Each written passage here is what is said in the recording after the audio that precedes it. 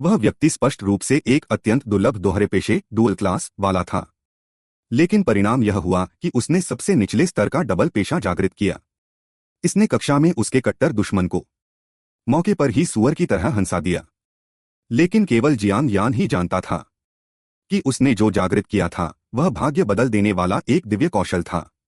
किसी भी कौशल, उपकरण या वस्तु का वे उसमें से एक शब्द बदल सकते थे उसे पूरी तरह से नया बनाने के लिए, और वह नाम के अनुरूप कौशल, उपकरण या वस्तु में बदल जाता था। वास्तव में 12 साल पहले मानव दुनिया में पतले घेरे से अचानक बड़ी संख्या में डेविल के गुफा, डीमन केव्स, प्रवेश द्वार प्रकट हुए, और नानरोंग डेविल गुफा उनमें से एक थी। डेविल गुफा से जो राक्षस बाहर निकले उन्होंने इंसानों का बड़े पैमाने पर कत्लेआम किया। लेकिन जब इंसानों ने डेविल गुफा में प्रवेश किया, वे जवाबी हमला करना और उसे नष्ट करना चाहते थे, तो पाया कि थर्मल हथियार और परमाणु हथियार, जादुई शक्ति के हस्तक्षेप के कारण सभी बेकार हो गए थे। लेकिन बाद में इंसानों ने पाया कि जब तक कोई 18 वर्ष का हो जाता है, डेविल गुफा के करीब जाने पर वह प्रभावित होगा और विभिन्न प्रकार के व्यवसायों में परिवर्तित हो सकता है, प्रतिभा कौशल को जागृत कर सकता है और राक्षसों से लड़ने की क्षमता हासिल कर सकता है। जागृत लोगों के 5 वर्षों के कड़े संघर्ष के बाद आखिरकार सभी डेविल गुफाओं के प्रवेश द्वारों पर नियंत्रण पा लिया गया और डेविल गुफा की दूसरी दुनिया पर जवाबी हमला शुरू हुआ, और मानव समाज की संरचना में इसके कारण बदलाव आया। हर 18 साल का हाई स्कूल स्नातक पेशेवर जागृति के लिए डेविल गुफा में आएगा, और व्यवसायों को भी 3 श्रेणियों में विभाजित किया गया था: मुख्य युद्ध श्रेणी, सहायक श्रेणी और स्मृति मेमोरी श्रेणी। मुख्य युद्ध श्रेणी सभी सहायक श्रेणियों से ऊपर है, जिसका अभी भी उपयोग का क्षेत्र है। केवल स्मृति श्रेणी को ही रसद, लॉजिस्टिक्स के रूप में देखा जाता है और लोग उसे तुच्छ समझते हैं। हालांकि जियांग यान ने जो पेशा जागृत किया था वह ग्रेड की स्मृति श्रेणी थी, लेकिन उसका प्रतिभा कौशल एक ऐसा दिव्य कौशल था जो प्रकृति को चुनौती देता था। संशोधन, मॉडिफिकेशन। किसी कौशल या वस्तु के नाम का एक शब्द बदलकर कचरे को भी खजाने में बदला जा सकता था। पिछले जीवन में इस चमत्कार के उजागर होने के कारण उसे तुरंत उच्च वर्ग के बड़े लोगों द्वारा बुलाया गया था, ताकि जियांग यान उनकी मदद कर सके तरह तरह के कचरे को दिव्य वस्तुओं में बदलने में। हालांकि इस तरह के चमत्कार ने आखिरकार आकर्षित किया दूसरों का डर और जलन। वे लोग जियांग यान पर पूरी तरह नियंत्रण रखना चाहते थे। उन्होंने उसे नजरबंद तक कर दिया और उसके विकास को सीमित कर दिया। एक रात तक नानरोंग शहर की डेविल गुफा से अचानक 96 स्तर का एक विशाल ड्रैगन के आकार का राक्षस निकल आया। वे लोग जियांग यान को हमेशा के लिए गायब करने के लिए उस राक्षस का सहारा लेना चाहते थे। महत्वपूर्ण क्षण में उसने संशोधन कौशल का उपयोग किया। उसने कौशल कब्जा, पोजेशन को बदलकर पुनर्जन्म, रीबर्थ कर दिया। अंत में मृत्यु के कगार पर संशोधन कौशल के कारण उसका पुनर्जन्म हुआ और वह वापस 18 वर्ष की आयु में लौट आया। जागृति के ठीक उसी दिन उसने अपना हाथ अपने सामने रखा। बास्केटबॉल के आकार की जादुई क्रिस्टल बॉल पर पलक झपकते ही उभर आया। उसकी हथेली के माध्यम से घनी सुनहरी बिजली की तरंगें अगले ही पल मैदान के सामने बड़ी स्क्रीन पर एक साथ प्रकट हुआ। टिंकर टिंकर, 3 शब्द। वह एक ऐसा पेशा था जिसे सभी लोग कचरा समझते थे। ग्रेड स्मृति श्रेणी। क्लास टीचर और सहपाठियों को विश्वास नहीं हो रहा था कि जन्मजात पूर्ण जादुई शक्ति वाले व्यक्ति ने ऐसा जागृत किया है। क्लास के अमीर बाप के बेटे ने मौके पर ही पेट पकड़कर ठहाका लगाया। मैंने तो पहले ही कहा था कि यह स्मृति श्रेणी होगी, और वह भी ग्रेड की। टिंकर जियांग यान, इन पिछले 3 सालों में तुम हमेशा मुझसे एक कदम आगे रहे। आज तुम्हारा भी यह दिन आ गया। कर्मचारी जियांग यान को सांत्वना देना चाहता था। टिंकर कम से कम एक किसान से तो बेहतर है। दुकान खोलकर उपकरणों की मरम्मत करना बहुत लाभदायक है। लेकिन जैसे ही बात खत्म हुई, देखा कि क्रिस्टल बॉल में अभी भी प्रतिक्रिया हो रही थी। कर्मचारी दंग रह गया। यह प्रतिक्रिया स्पष्ट रूप से एक दुर्लभ दोहरे पेशे वाले जागृत व्यक्ति की थी। क्लास टीचर को लगा कि जो लोग दोहरे पेशे को जागृत कर सकते हैं वे सभी प्रतिभाशाली और शक्तिशाली होते हैं। शायद दूसरा पेशा पासा पूरी तरह पलट दे। लेकिन जैसे ही वह चकाचौंध करने वाली रोशनी समाप्त हुई, स्क्रीन पर जो शब्द सामने आए वे थे किसान, फार्मर। यह भी एक गटर निम्न स्तर का पेशा था और यह भी सबसे निचला ग्रेड था। हर किसी के चेहरे के हैरान और उम्मीद से भरे भाव मौके पर ही जम गए। केवल वह अमीर लड़का अपने कुछ चमचों के साथ वहां बेकाबू होकर हंस रहा था। जियांग यान को जाते हुए देखकर सभी शिक्षक और छात्र आहें भरने से खुद को रोक नहीं पाए। स्पष्ट रूप से वह एक पीढ़ी का गौरव था, लेकिन अब बेकार हो गया था। इतनी कड़ी मेहनत करके वह पढ़ाई और खेल दोनों में नंबर 1 बना था। हालांकि जो बात कोई नहीं जानता था वह यह थी कि जागृति मैदान से निकलने के बाद जियांग यान ने जो पहला काम किया वह था अपने मूल प्रतिभा कौशल बढ़ावा देना, प्रोमोट को बदलना। उसने उसे बदलकर पुनरुत्थान रिसरेक्शन कर दिया। इसका प्रभाव लक्ष्य को पुनर्जीवित करना था और सभी चोटों को ठीक करना था। लेकिन खर्च की गई जादुई शक्ति वापस नहीं आएगी। अपने सिर के ऊपर नए छात्रों की रैंकिंग सूची को देखते हुए और शीर्ष 100 नए छात्रों की सूची को वह मन ही मन मुस्कुराए बिना नहीं रह सका। बस देखते जाओ, उन दोनों सूचियों में पहला स्थान मेरा ही होगा। उस समय मैं तुम सबको महसूस कराऊंगा एक बेकार समझे जाने वाले पेशे द्वारा शासित होने का डर। आखिरकार नंबर 1 बनने पर मिलने वाले संसाधन असीमित होंगे, इसलिए मैं अकेले ही सबसे मजबूत बनूंगा। बाद में वह नए खिलाड़ियों के प्रशिक्षण आधार पर आया। यह हंटर्स एसोसिएशन थी, विशेष रूप से नए लोगों के लिए बनाया गया एक शुरुआती गांव। इसमें पाले जाने वाले जीव सभी टक्कर मारने वाले खरगोश, बम्पिंग रैबिट्स जैसे निम्न स्तर के राक्षस थे। यह न केवल सुरक्षित था बल्कि नए खिलाड़ियों के लिए सबसे अधिक अनुभव अंक EXP प्राप्त करने का स्थान भी था। हालांकि जब कर्मचारी ने जियांग यान का पेशा देखा तो वह अपनी आहें रोक नहीं पाया। उसने बड़े प्यार से उसे सलाह दी कि बेहतर होगा कि वह अपने सहपाठियों के साथ टीम बना ले, विशेष रूप से उसके जैसे ग्रेड पेशे वाले के लिए। लेकिन जियांग यान ने अकेले ही चुनौती देने का फैसला कर लिया था। उनके हाथों से शुरुआती उपकरण लेने के बाद वह कालकोठरी डंजियन में प्रवेश कर गया। जियांग यान को याद था कि पिछले जीवन में शुरुआती उपकरण के रूप में केवल एक लोहे की तलवार थी, लेकिन इस बार चमड़े के जूते का एक जोड़ा अतिरिक्त था। यह स्पष्ट था कि यह गेट पर मौजूद 2 सरदारों नाइट्स की अतिरिक्त दयालुता थी। हालांकि यह अच्छी नीयत थी, लेकिन इससे यह भी साबित होता था कि उसे कमजोर समझा जा रहा था। वह कर्मचारी जियांग यान को याद दिलाना नहीं भूला, अगर तुम खरगोशों के हमले का सामना न कर पाओ तो मदद के लिए पुकारना। बचाव दल के सैनिक तुरंत तुम्हारी मदद के लिए आएंगे। जियांग यान ने हाथ हिलाया, यह इशारा करने के लिए कि वह समझ गया है, और दरवाजा बंद कर दिया। फिर उसने तुरंत अपने टैलेंट स्केल मॉडिफिकेशन संशोधन का इस्तेमाल किया। उसने लोहे की तलवार को स्टील की तलवार में बदल दिया। इसके मूल आधार में अटैक पावर, आक्रमण शक्ति और आर्मर पियर्सिंग कवच भेदने की क्षमता बढ़ गई। और चमड़े के जूतों को उसने वाइंड बूट्स हवाई जूतों में बदल दिया। इसके मूल आधार में गति, स्पीड बढ़ गई और एक अतिरिक्त प्रतिशत बोनस परसेंटेज भी जुड़ गया। वास्तव में अगर वह इसे होली सोर्ड, पवित्र तलवार या डेमन सोर्ड, राक्षसी तलवार के एट्रीब्यूट्स में बदल देता तो इसके गुण कई गुना ज्यादा बढ़ जाते। लेकिन यह सोचते हुए कि एट्रीब्यूट्स बहुत ज्यादा अवास्तविक, अजीब हो जाएंगे और इससे इस स्किल के उजागर होने का खतरा बढ़ जाएगा, और वैसे भी उसके वर्तमान स्वरूप के लिए यह पहले से ही काफी था। ट्रेनिंग ग्राउंड प्रशिक्षण मैदान को 3 चरणों में बांटा गया है: बेसिक एरिया, एडवांस एरिया और बॉस एरिया। साधारण ट्रेनिंग के लिए बेसिक एरिया ही काफी है। अगर अधिक मैना, जादुई ऊर्जा चाहिए तो एडवांस एरिया में प्रवेश करना होगा, और अगर क्लियरेंस रिकॉर्ड समय में पार करना बनाना है तो बॉस एरिया में पहुंचना ही होगा, और वहां बॉस लेवल के एक क्रैशिंग रैबिट, टक्कर मारने वाले खरगोश को मारना होगा।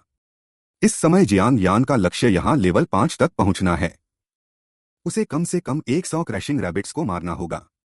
लेवल 5 पर पहुंचने के बाद ही वह चुनौती देने के योग्य होगा। अगले चरण के व्हर्लविंड वोल्फ बेस, बवंडर भेड़िया बेस को वह जगह नए खिलाड़ियों न्यूबीज के लिए एक दुस्वप्न है, लेकिन खुद के लेवल अप करने के लिए यह एक बेहतरीन जगह है। व्हर्लविंड वोल्फ बेस में वह एक ही बार में लेवल 10 तक पहुंच सकता है। इसके बाद उसे वह पौराणिक अल्टीमेट स्किल, परम कौशल प्राप्त होगा। सिद्धांत रूप में यह एक ऐसा गॉड लेवल स्किल है जो अल्टीमेट मैजिकल बीस्ट्स परम जादुई जीवों को बना सकता है। इसी बीच क्लास का अमीर बाप का बेटा यांग होंगवेई अवेकनिंग स्क्वायर जागृति चौक के केंद्र में खड़ा हुआ। एक सुनहरी रोशनी चमकने के साथ ही ऊपर की स्क्रीन पर अचानक बरसरकर शब्द दिखाई दिए। मुख्य युद्ध प्रकार का एक रैंक प्रोफेशन को छोड़कर यह सबसे उच्चतम स्तर और सबसे बड़ी क्षमता वाला अस्तित्व है। सभी छात्र दंग रह गए। जियांग यान के सामने 3 साल तक दूसरे नंबर पर रहने के बाद इस बार वह आखिरकार सबसे आगे निकल गया था। यांग होंगवेई ने तुरंत सभी के सामने घोषणा की, अब से कोई भी मेरे सामने दूसरे नंबर का जिक्र नहीं करेगा, क्योंकि सीनियर क्लास 1 में अब केवल एक ही नंबर 1 है और वह मैं हूं, यांग होंगवेई। क्लास के चमचे तुरंत उसकी चापलूसी करने के लिए आगे बढ़े। यांग भाई, आप तो कमाल हो। वह कचरा जियांग यान अब आपकी बराबरी कैसे कर सकता है? यांग होंगवेई जियांग यान के सामने दिखावा करना चाहता था। मैंने रैंक प्रोफेशन को जगाया है। वह डबल रैंक का कचरा यहां मौजूद नहीं है तो मजा कैसे आएगा? एक मोटे लड़के ने कहा। ऐसा लगा जैसे मैंने उसे देखा है। वह न्यूबी ट्रेनिंग बेस की तरफ गया है। यांग होंगवेई तुरंत अपने कुछ चमचों को लेकर उधर चल दिया। चलो, वह एक डबल रैंक का कचरा है। न्यूबी ट्रेनिंग बेस में उसे निश्चित रूप से बहुत कठिनाई हो रही होगी। हम भाई लोग चलकर उसकी मदद करते हैं। क्लास टीचर ने बेबसी से आह भरी। वह भला मदद करने क्यों जाएगा? वह तो साफ तौर पर जियांग यान का मजाक बनते देखना चाहता है। अपने अमीर परिवार के दम पर वह अक्सर दूसरों को डराता धमकाता है। इस बार जियांग यान की मुसीबत आने वाली है।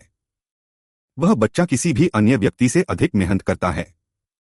मैंने अक्सर उसे क्लास में देर रात तक पढ़ते देखा है। खेल के मैदान पर खुद को झोंकते हुए देखकर दिल को ठेस पहुंचती थी। मैंने ट्रेनिंग में अपनी ताकत बढ़ाने के लिए दर्द का स्तर अधिकतम होने पर भी उसने कभी उफ तक नहीं की। इतना मेहनती बच्चा, आखिर उसने सबसे बेकार रैंक प्रोफेशन को कैसे जगाया?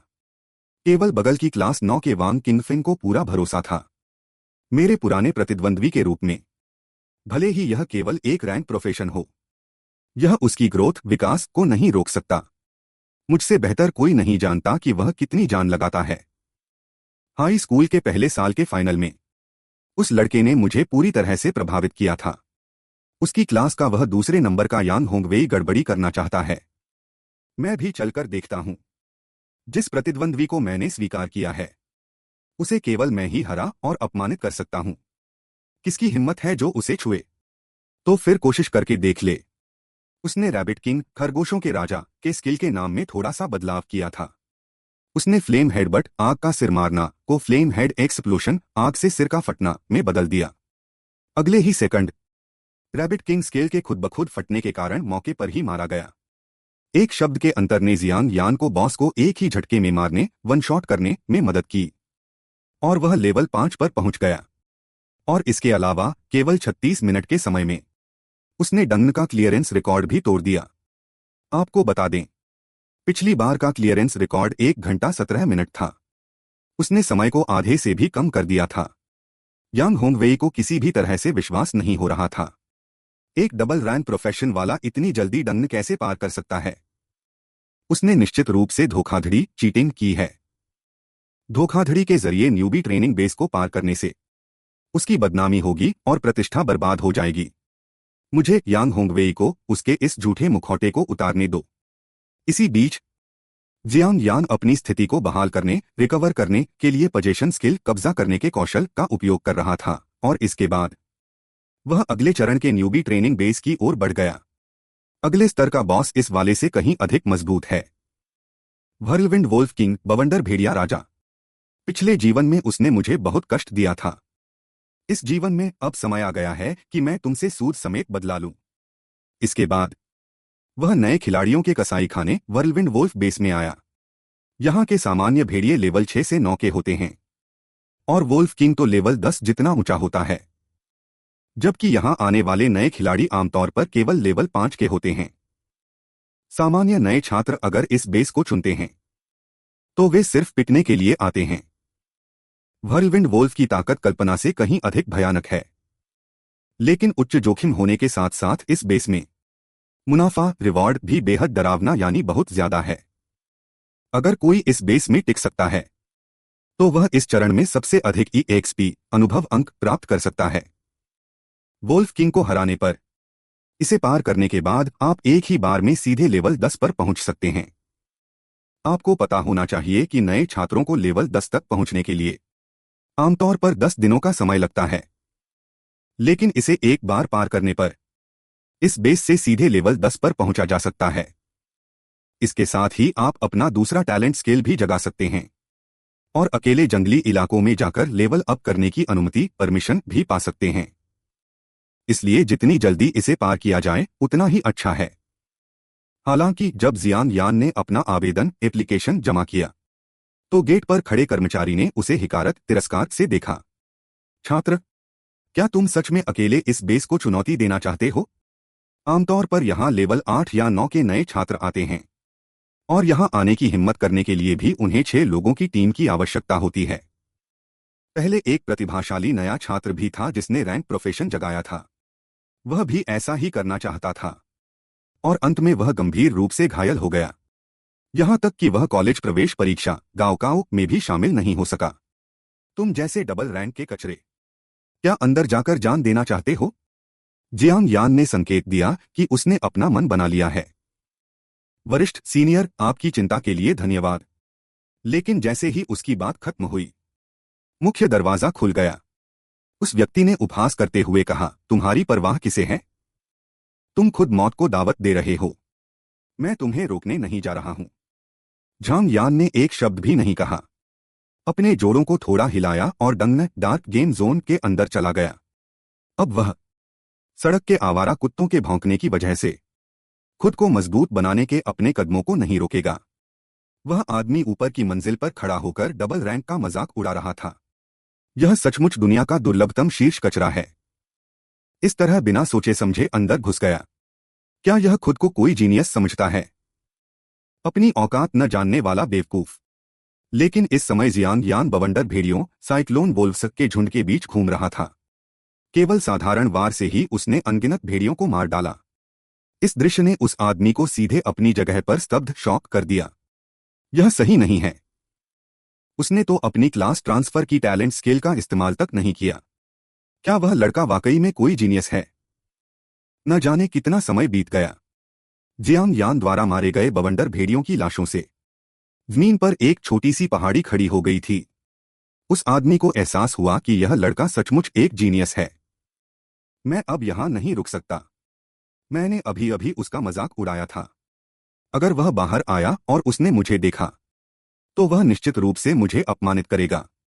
इसी समय जियांग यान अपनी स्थिति को बहाल रिकवर करने के लिए पोजीशन कब्जा स्किल का उपयोग कर रहा था। उसका लेवल भी बढ़कर लेवल 9 हो गया था।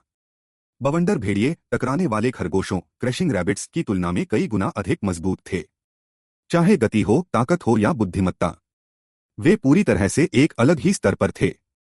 कुछ ही पलों के बाद बवंडर भेड़ियों का राजा वोल्फ किंग धीमी गुर्राहट के साथ धीरे धीरे बाहर आया। जियांग यान जानता था भेड़ियों के राजा के पास क्रमशः वाइंड स्पेल और विंड ब्लेड क्लॉ ये 2 स्किल्स हैं और इन दोनों स्किल्स में मॉडिफिकेशन संशोधन की बहुत अधिक गुंजाइश नहीं थी। यदि जबरन मॉडिफाई किया गया तो इसका उल्टा असर हो सकता है और समस्या खड़ी हो सकती है। इसलिए उसने अपने कपड़े उतार दिए और इसे सीधे तरीके से हल करने का फैसला किया। क्योंकि जन्मजात जादुई स्किल्स होने के अलावा वह इस बैच का सिविल और मिलिट्री, साहित्यिक और मार्शल दोनों विषयों में नंबर 1 जीनियस था। दूसरी तरफ यांग होंगवेई अपने कुछ चमचों के साथ लगभग मरने ही वाला था। टकराने वाले खरगोशों के शुरुआती ट्रेनिंग बेस में गेट पर तैनात स्टाफ सदस्य भी इस दृश्य को देख नहीं पा रहे थे। तुम जैसे नौसिखियों में एडवांस्ड जोन में घुसने की हिम्मत कहां से आई? क्या तुम लोग शांति से बेसिक जोन में रहकर आराम से अपना लेवल अप नहीं कर सकते? यांग होंगवेई के मन में उलझन थी। मैं टीम बनाकर भी बॉस जोन में क्यों नहीं घुस पा रहा हूं? उस कमीने जियांग यान ने इसे आखिर कैसे पार कर लिया? इसलिए केवल एक ही संभावना है कि उसने धोखाधड़ी चीटिंग की है। लेकिन अगले ही पल मैजिक ब्रॉडकास्ट एक बार फिर से गूंज उठा। जियांग यान ने 58 मिनट में बवंडर भेड़ियों के जोन को पार कर लिया है। इस पल यांग होंगवेई की आंखें फटी की फटी रह गईं, क्योंकि पिछली बार का रिकॉर्ड 1 घंटा 29 मिनट था। जियांग यान ने इसमें पूरे आधे घंटे की कटौती कर दी थी। तुम इतनी बेशर्मी से चीटिंग कर रहे हो, तो फिर इसमें मेरी कोई गलती नहीं है। चलो बवंडर भेड़ियों के बेस पर चलते हैं और हमारे सहपाठी जियांग यान का उत्साह बढ़ाते हैं। इस बार मैं तुम्हें पूरी तरह से बदनाम करके रहूंगा। इसी समय जियांग यान आखिरकार लेवल 10 पर पहुंच गया। अब वह अपनी दूसरी टैलेंट स्किल को जगा अवेकन सकता था। टिंकर मरम्मत करने वाले को जो नई स्किल मिली वह थी ड्यूरेबिलिटी सहन शक्ति, और किसान फार्मर को जो नई स्किल मिली वह थी प्लांट ग्राफ्टिंग पौधों का कलम बांधना। चूंकि जियांग यान जन्मजात पूर्ण मैना जादुई ऊर्जा वाला व्यक्ति था, इसलिए उसकी मैना एक अद्भुत स्तर पर पहुंच गई थी। उसने तुरंत अपनी टैलेंट स्किल मॉडिफाई को सक्रिय किया और प्लांट ग्राफ्टिंग को बदलकर ऑल थिंग्स ग्राफ्टिंग सभी जीवों का ग्राफ्टिंग कर दिया। इसका प्रभाव यह था, यह 2 अलग अलग प्रकार के जीवों के जीन्स को ग्राफ्ट कर सकता था, जिससे रैंडमली यादृच्छिक रूप से एक अधिक उत्कृष्ट या अधिक कमजोर नए प्रकार का जीव पैदा हो सकता था। जब यह स्किल लेवल 10 पर पहुंचेगी तो एक उत्कृष्ट जीव पैदा होने की संभावना 100% होगी। हालांकि ग्राफ्टिंग की शर्तें कुछ हद तक सीमित थीं, फिर भी यह सबसे शक्तिशाली और ईश्वरीय स्किल गॉड लेवल स्किल थी। जो जादुई जानवर पहले से ही शक्तिशाली थे, वे और भी अधिक शक्तिशाली नस्लीय क्षमताएं प्राप्त कर सकते थे। 2 क्लास जादुई जानवरों का उपयोग करके एक क्लास का अकल्पनीय जादुई जानवर बनाना भी बहुत संभव था, और बीस्ट मास्टर के स्किल स्क्रॉल का उपयोग करके जादुई जानवर के साथ अनुबंध कॉन्ट्रैक्ट करके सबसे वफादार युद्ध पालतू जानवर बैटल पेट भी प्राप्त किया जा सकता था। पिछले जीवन में तुम लोगों ने मेरे द्वारा प्राप्त परिणामों का लाभ उठाया था। इस जीवन में यह मेरी विशेष शक्ति बनेगी। लेकिन जब जियांग यान दंगन से बाहर निकलने की तैयारी कर रहा था, तभी उसे मैजिक क्रिस्टल दिखाई दिया, और वह भी बहुत महंगी कीमत वाला। इस चीज के गिरने की दर ड्रॉप रेट बहुत कम होती है, और इसे उपकरणों पर लगाने से शक्तिशाली प्रभाव मिलते हैं। ट्रेनिंग बेस के मैजिक क्रिस्टल एसोसिएशन के स्वामित्व में होंगे, लेकिन अब मैं लेवल 10 का हो चुका हूं। मैं डेविल्स केव के जंगली इलाकों में जा सकता हूं। जंगली इलाकों में मिलने वाली मैजिक क्रिस्टल सामग्रियां पूरी तरह से मेरी होंगी। पैसों की कमी की समस्या तुरंत हल हो जाएगी, जो मूल रूप से प्लांट ग्राफ्टिंग नाम की एक खेती करने वाली स्किल थी। मुख्य किरदार द्वारा सिर्फ एक शब्द बदलने के बाद ऑल थिंग्स ग्राफ्टिंग बन गई। यह 2 अलग अलग प्रकार के जीवों के जीन्स को ग्राफ्ट कर सकती थी और एक अकल्पनीय स्तर का जादुई जानवर बना सकती थी। यह निस्संदेह एक परम अनुबंध जादुई जानवर अल्टीमेट कॉन्ट्रैक्ट बीस्ट बनाने वाली गॉड लेवल स्किल थी। लेकिन इस समय हालांकि वह गंभीर रूप से घायल था, लेकिन उसकी जान को खतरा नहीं था। वह ठीक होने के लिए पजेशन कब्जा स्किल का उपयोग नहीं कर सकता था, और इसके लिए बहुत सारे पैसे भी खर्च करने पड़ते। इसलिए सबसे अच्छा उपाय आत्महत्या करना था, और साथ ही पजेशन स्किल का उपयोग करना था। लेकिन इन ड्यूटी पर तैनात नाइट्स योद्धाओं के सामने आत्महत्या करने से शायद सबका ध्यान आकर्षित हो जाता। इसलिए उसने डंगन से बाहर निकलने का फैसला किया, ताकि किसी सुनसान जगह पर जाकर चुपके से आत्महत्या कर सके।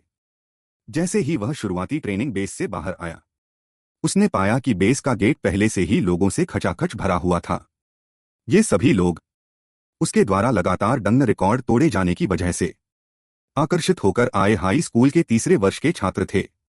इस समय जियांग यान की चोटें धीरे धीरे बढ़ रही थीं, यहां तक कि उसका चलना भी थोड़ा लड़खड़ा रहा था। लेकिन सबकी नजरों के सामने वह पजेशन स्किल का भी उपयोग नहीं कर सकता था, अन्यथा स्किल को मॉडिफाई करने की बात निश्चित रूप से उजागर हो जाती। तभी आसमान से एक सौम्य और गर्म सुनहरे प्रकाश का स्तंभ नीचे आया, और उसने जियांग यान को अपने घेरे में ले लिया। पता चला कि यह एक लड़की थी जिसने क्लास होली एंजेल प्रोफेशन को जगाया था, और उसने होली लाइट स्पेल का इस्तेमाल किया था। जियांग यान, जिसका चेहरा अभी अभी पीला पड़ा हुआ था, उसका रंग वापस लौट आया। उसके शरीर पर फटे हुए और लहूलुहान घाव भी तुरंत पहले की तरह ठीक हो गए। याओ केक्सिन के इलाज के लिए धन्यवाद देने के लिए जियांग यान ने कहा कि वह भविष्य में उसके उपकरणों इक्विपमेंट की मुफ्त में मरम्मत कर सकता है। याओ केक्सिन ने सिर हिलाया और मुस्कुराते हुए कहा, तो भविष्य में जब मेरे उपकरण खराब होंगे तो मैं यह काम तुम्हारे भरोसे छोड़ दूंगी। तभी यांग होंगवेई अपने कुछ चमचों के साथ वहां आ धमका। क्या यह वही चीटिंग करने वाला कुत्ता नहीं है? लोगों, इस आदमी के झांसे में मत आना। उसका स्पीडरन रिकॉर्ड धोखाधड़ी से हासिल किया गया है, क्योंकि उसकी क्लास एक डबल ग्रेड की कचरा क्लास है। यह सुनकर आसपास खड़े लोग अचानक आपस में फुसफुसाने और चर्चा करने लगे, क्योंकि ग्रेड की मेमोरी क्लास की कॉम्बैट पावर, लड़ने की क्षमता, 0 होती है। फिर भी एक ग्रेड का अवेकनर अकेले ही स्तर लेवल को पार कर सकता है और यहां तक कि नया रिकॉर्ड भी बना सकता है। यह असंभव है जब तक कि उसने शक्तिशाली उपकरणों का एक सेट न खरीदा हो। लेकिन वह तो एक जानामाना गरीब छात्र है, इसलिए वह बिल्कुल भी गरीब नहीं है, बल्कि वह सब्सिडी के लिए स्कूल के साथ धोखाधड़ी कर रहा है। जियांग यान उसका इरादा समझ गया। तुम चाहते हो कि मैं यह साबित करूं कि मैंने धोखाधड़ी नहीं की है ना? यांग होंगवेई ने जवाब दिया। हाँ, अपने सारे उपकरण उतारो और मुझसे लड़ो। अगर तुम जीत गए तो यह साबित हो जाएगा कि तुमने कोई धोखाधड़ी नहीं की। याओ केक्सिन ने एक ही नजर में देख लिया कि यह खुद को साबित करने का एक जाल है। जियांग यान, उसके जाल में मत फंसो। तुम्हें किसी के सामने कुछ भी साबित करने की जरूरत नहीं है। जियांग यान यह सब जानता था, लेकिन फिर भी उसने यांग होंगवेई की चुनौती स्वीकार कर ली। मुझे उसे यही सबक सिखाना होगा, ताकि वह बाद में मेरे लिए और मुश्किलें खड़ी न करे और मजबूत बनने की मेरी बड़ी योजना पर कोई असर न पड़े। झांग होंगवेई ने तुरंत बरसरकर कौशल का इस्तेमाल किया।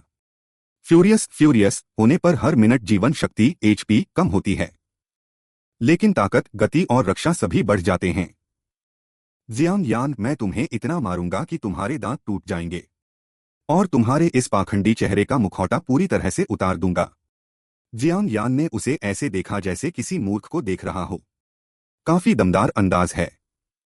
उम्मीद है कि थोड़ी देर बाद भी तुम इसे बनाए रख पाओगे। क्लास के अंतर का फायदा उठाकर मुझे कुचलना चाहते हो?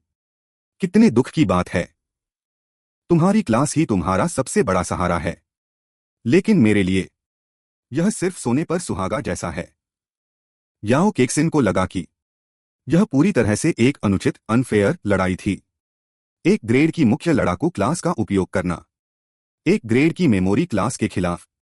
जल्द ही दोनों के अपने सारे उपकरण उतार देने के बाद यांग होंगवेई ने सीधे मुक्का तानकर हमला कर दिया। लेकिन भले ही फ्यूरियस होने के कारण उसकी गति 30% बढ़ गई थी, फिर भी उसके पास कोई रास्ता नहीं था कि वह जियांग यान के शरीर को एक बार भी छू सके। दूसरी ओर जियांग यान ने सिर्फ एक मुक्का मारा और उसकी हड्डियां तोड़ दी। वह सबके सामने हवा में उड़ता हुआ दूर जा गिरा और लड़ने की क्षमता पूरी तरह खो बैठा। इस लड़ाई ने पूरी तरह से तोड़ दिया मेमोरी क्लास के बारे में हर किसी के रूढ़िवादी विचार को, और वह भी एक ग्रेड की मेमोरी क्लास। उसे निपटाने के बाद जियांग यान यहां अपना समय बर्बाद नहीं करना चाहता था, क्योंकि वह जल्द ही जंगल वाइल्ड की ओर जाने वाला था और जो उपकरण उसे दिए गए थे उन्हें बेस छोड़ने के बाद वापस करना था। इसलिए अब उसे सड़क किनारे के बाजार से कुछ उपकरण खरीदने की सख्त जरूरत थी, ताकि वह उनमें संशोधन मॉडिफाई कर सके। लेकिन दुर्भाग्य से इस समय उसके पास बहुत कम पैसे थे। तभी पीछे से अचानक किसी ने चुपके से हमला कर दिया। जियांग यान ने मुड़कर बड़ी आसानी से उस मुक्के को रोक दिया। तुम लड़के फिर से वही पुरानी चाल चल रहे हो। वांग किंगफेंग मुस्कुराया। अद्भुत। लगातार 3 सालों तक पढ़ाई और खेल दोनों में नंबर 1 रहने वाले से यही उम्मीद थी। इसके बाद दोनों कुछ दूर तक पैदल चले। जियांग यान को लगा कि जब वह यांग होंगवेई से लड़ रहा था तब वांग किंगफेंग निश्चित रूप से वहां मौजूद था। वांग किंगफेंग ने मना नहीं किया, अगर तुम उसे नहीं हरा पाते तो मुझे बाहर आकर तुम्हें पीटना पड़ता। आखिरकार मैं सिर्फ तुम्हें ही अपना प्रतिद्वंद्वी मानता हूं। यांग होंगवेई जैसे कचरे को मैं कुछ नहीं समझता। जियांग यान को याद आया कि हाई स्कूल के पहले साल में उन दोनों के बीच एक लड़ाई हुई थी और तब वांग किंगफेंग ने अपनी हार मान ली थी, और उस समय के बाद से वह हर साल अपनी हार मान लेता था। जियांग यान को लगा कि वांग किंगफेंग बस छात्रवृत्ति स्कॉलरशिप उसे देना चाहता था। आखिरकार वह एक अमीर परिवार का लड़का था जिसके पास पैसों की कोई कमी नहीं थी। वांग किंगफेंग ने सीधा जवाब नहीं दिया। ऐसा बिल्कुल नहीं है। मैं तो बस तुम्हारी उन तेज और खतरनाक आंखों से डर गया था। जियांग यान ने वांग किंगफेंग को गंभीरता से देखा। तो इस साल की नेशनल फ्रेशर्स प्रतियोगिता में अगर हम दोनों का सामना हुआ तो क्या तुम तब भी आत्मसमर्पण कर दोगे? वांग किंगफेंग ने अपना सिर हिलाया और इशारा किया कि यह असंभव है। मैं निश्चित रूप से तुम्हें बुरी तरह हराऊंगा। फिर उसने जियांग यान की तरफ एक कार्ड फेंका। इसमें 2000 हैं।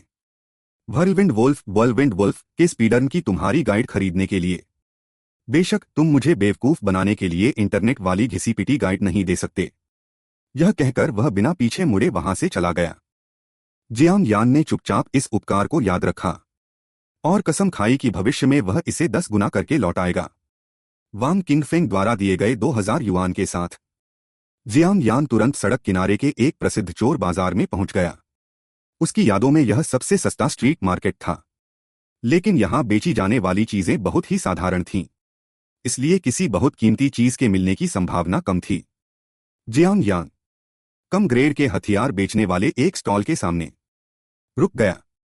स्टॉल का मालिक 20 साल के आसपास का एक युवक था, जिसका शरीर काफी मजबूत था और मांसपेशियां गठी हुई थीं, जो जमीन पर दुकान लगाए बैठा था।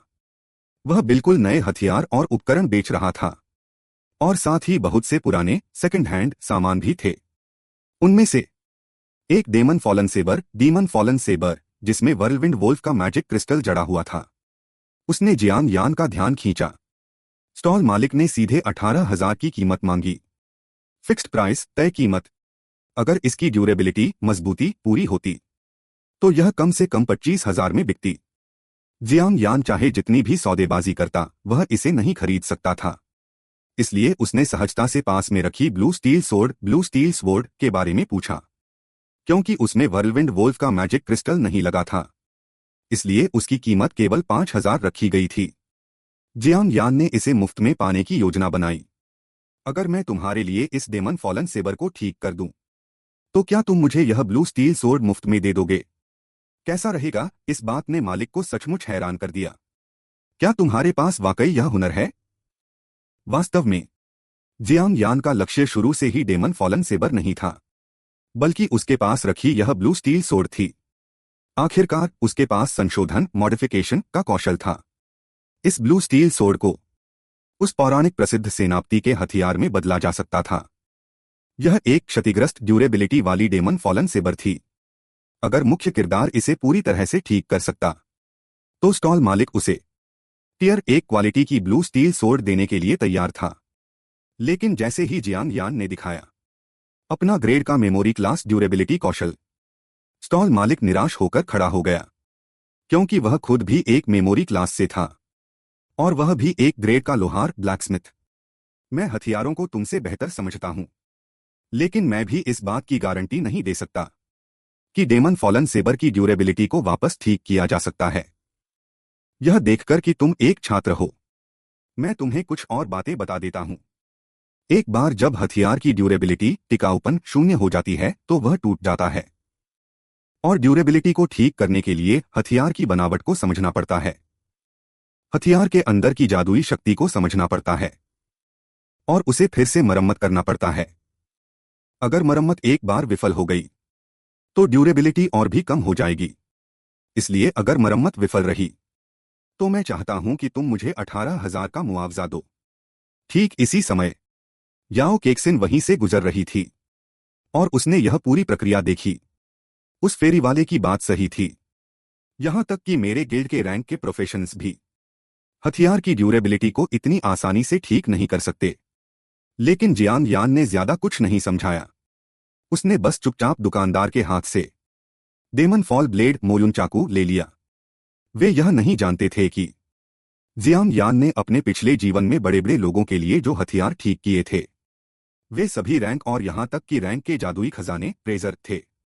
आमतौर पर जो लोग रैंक के टिंकर मरम्मत करने वाले के रूप में जागते हैं, वे प्रयास करना छोड़ देते हैं और बस हार मान लेते हैं। लेकिन जियांग यान ने अपने पिछले जीवन में ड्यूरेबिलिटी स्किल का उपयोग करने में महारत हासिल कर ली थी। इन कम स्तर के उपकरणों को ठीक करना उसके लिए जेब से हाथ निकालने जितना आसान काम था। जादुई शक्ति के प्रवाह के साथ ही जादुई अणु तुरंत डेमन फॉल ब्लेड पर लॉक हो गए और ड्यूरेबिलिटी को ठीक करने लगे। वहां से गुजरने वाले सभी लोग हैरान रह गए। केवल एक छात्र होने के बावजूद वह इतना कुशल था। रैंक के प्रोफेशन में भी उसके जैसा कोई उस्ताद हो सकता है।